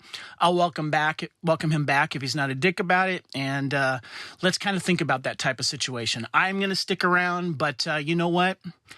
Maybe I won't be as vocal. Maybe I won't go to any more games for a little while. Maybe I'll buy less gear. I'm still going to be a Raiders fan. My Raiders tattoo ink's not going to come off, but I'm going to fan my way. I love Raider Nation. I love you guys, and I will talk to you soon. Kevin the Raider Nerd, out. There he is, Kevin the Raider Nerd. Yep. Okay. We'll keep it brief. And this is a 3-hour show, and so we're running really long. But I think there's a sentiment that's come up that I want to address before we give out the Sizzler. And the Sizzler Award goes out to the best emailer or phone caller of the night, and we're going to hand that out. But I want to you won't find 3 more passionate Raider fans from 3 more different upbringings in terms of our Raider fandom. We all have a different story, just like so many of us in the chat room as well. So I understand frustration. I can't go anywhere. Look at a guy like Chuck and a guy like Kevin. You can't find bigger Raiders fans than these guys, and they're telling you I'm not wearing some gear, I'm being less vocal or whatever, and that won't be my story. Now I won't judge them for that being theirs. I understand it. But I think it's a very compelling conversation to have that, like, I think the story to me and the thing that's telling is that, like, that's how down in the 2023 season, 4 weeks in, we are as a fan base. Like, those are words coming from a couple of guys that we know personally. We know them very well outside of this show. Never in a million years would have thought. Now, again, I don't line up with that, but I respect where they're coming from because I understand that frustration. And it's, Michelle, this is bananas to me. Like, did you ever like speak on it? I don't even know what, like, how to piece it together in my brain. It's just kind of what the overall sentiment has been. That's what's so, like, I'm almost speechless because I think, but I understand, like, where, like, for me, I only mostly have Raider stuff. So, and I go out and I don't care, you know, like, but I understand, like, Kevin saying maybe I won't go to games, you know, hell, I wouldn't want to go to games and get humiliated, you know, like in front of a bunch of, you know, Chargers fans or who the hell were playing at the time. But it's sad. It makes me sad. And to just real quick about the guy that you know wrote the letter, like, I think we did say, you know, connect with your local booster club or something, like, because I do think that's kind of where the connection is at, because clearly it's not going to games and winning, but because Kevin, he's like the super fan, you know what I'm saying? Like, so to hear him say that, man, that breaks my heart. And it should piss off Mark Davis, and not that he's hearing us or anything, but, like, he's got to know that big major fans are embarrassed and ashamed, and the pride is gone. And shoot, that bums me out. It's a strange place for us to be as fans. I don't even know, like, how to. I feel like I don't have the words to really verbalize. And I don't think they're, like, being overly dramatic or anything like that. Either. Because it's a collection of, like, all these years of us being bad. And, you know, and I heard something, Jeff, the other day. Someone was talking about, it was a different thing in fandom. It was actually about movies and a franchise and whatever. Okay. But, like, you know, this offseason and early this season have kind of, like, rallied us as far as older fans in terms of, like, you know, talking to younger Raider fans. Like, look, this, you know, we used to be, you know, the greatest sports franchise of all of them. And we used to be the bad boys. Anyways, it's just like talking about the greatness of the Raiders and what we once were. And when younger fans would express, like, discontent around letting certain players go, and let's just call it out, Derek Carr, like, things like that. And, like, older guys like us were like, I don't get it. I don't know why you're so attached to this guy. I never won a game. But the way that it was described in this other context, I finally got it. It finally clicked with me. They're so desperate for their thing to be the next, like, and like that moment when Marcus Allen turns around, running with the night, and sets at the time the record for rushing yards in the Super Bowl. That was an electric moment in my childhood. Like, it was huge when that happened. When Jim Plunkett threw that little pass out there to Kenny King, and he took it off for however many yards, ran down the sideline, and the Raiders dominated and won in the Super Bowl. Red Right 88, you know, the freaking holy roller, the sea of hands. Like, when those moments happen, that was embedded in me as a kid. And nowadays, Raider fans are desperate for one of those kind of moments. So I get it why they didn't want to turn loose of a guy like Derek Carr or even Darren Waller, because they wanted those moments for their guys. So I finally, it started to kind of click with me. I'm like, okay, now I get that a little bit. But that said, like, I think this screams we are desperate as a fan base for something to root for. Thank you. Yeah. You got it. Yeah. I mean, you know, and I understand that too. You know, I mean, Derek Carr was the face of our franchise for a long, long time. And say what you will about some of the positive and negative things that he brought to the table during his 9-year career. But of all the Raider players that were over the course of the last 9 years, he was the guy. Yeah. He was the guy making a lot of those plays, you know, I mean, whether they be positive or negative, but, like, you know, that's the guy that, you know, because we weren't winning. We didn't win shit.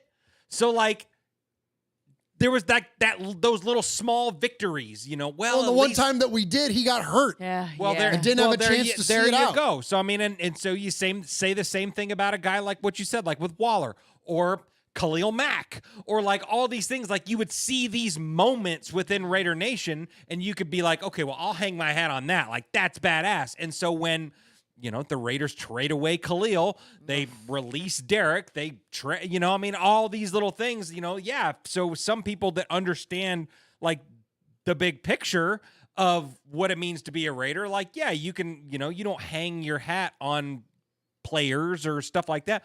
But I totally get why somebody would, if they want to see that immediate success and, some people just don't understand that this is more than a football game. Well, and that's what Kevin is saying there in the chat, and I think that was one, again, I didn't mean to gloss over it, but it was an excellent point he made. The only thing I can root for is my family. Yeah. There you go. At this point, and his family's Raider Nation. And that's an excellent point. And that's where like what, and like what Michelle said about finding local booster clubs, or like kind of the whole spirit of this thing is that like when I tend to let the performance on the field affect me way less than you know what I mean? Totally. Or even not at all compared to Raider Nation. Like that, like we do this because we love to hang out with each other, love to hang out with the chat room, love to and just celebrate our Raider fandom and our collective, energy around the Raiders. And so like, that's where I'm with him. Like that's where you're at. And then like what Michelle said earlier too.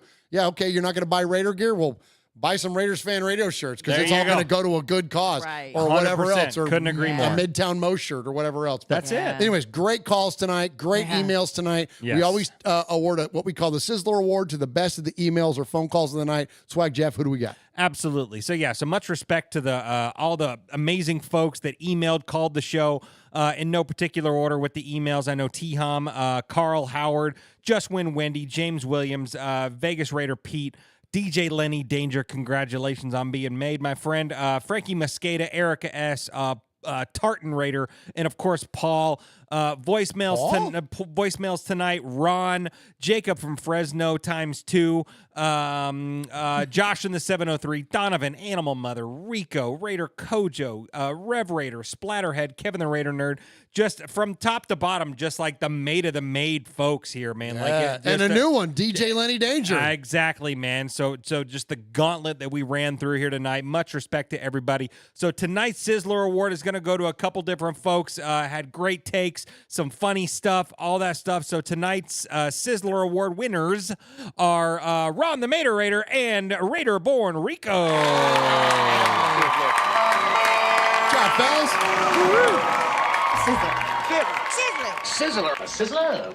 Sizzler.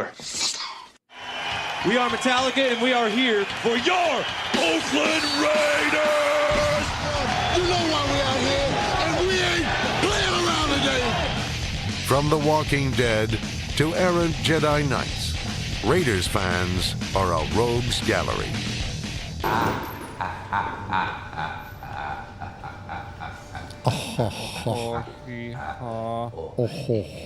Please win a game. Can we win 2? Can we win 3? At least 1, please. Can we beat the Bears? Or don't beat the Bears. That way we have a shot at getting the #1 draft pick and get Caleb Williams for crying out loud.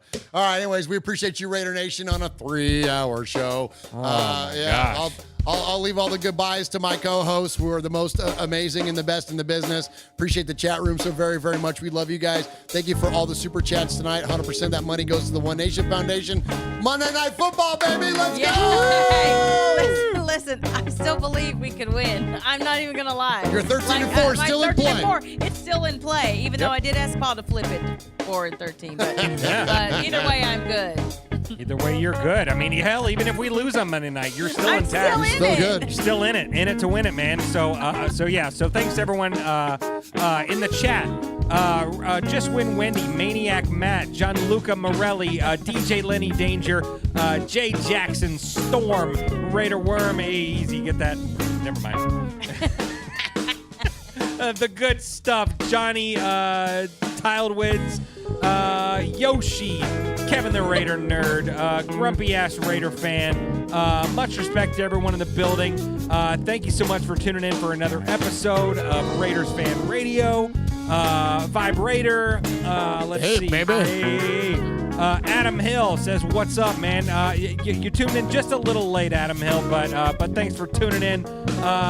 Yoshi Paul, much respect to everyone in the building. Thanks for tuning in for another episode of Raiders Fan Radio, where we take a lighter side journey, ish sometimes, into the dark side. Don't forget, boys and girls, what happens in Vegas. It started in Oakland. Tune in. Just get the truth chicken out. Tell us your thoughts. Tell us your feelings. Do all that stuff in the comments at the end of the show. And watch something spooky this week. Watch something spooky. You won't win anything if you leave a comment. What's our movie? What's our homework? Talk to us. Talk to me. Talk to me. Talk to me. Talk to me. Get on YouTube. Okay, see you. Bye. Bye. Bye.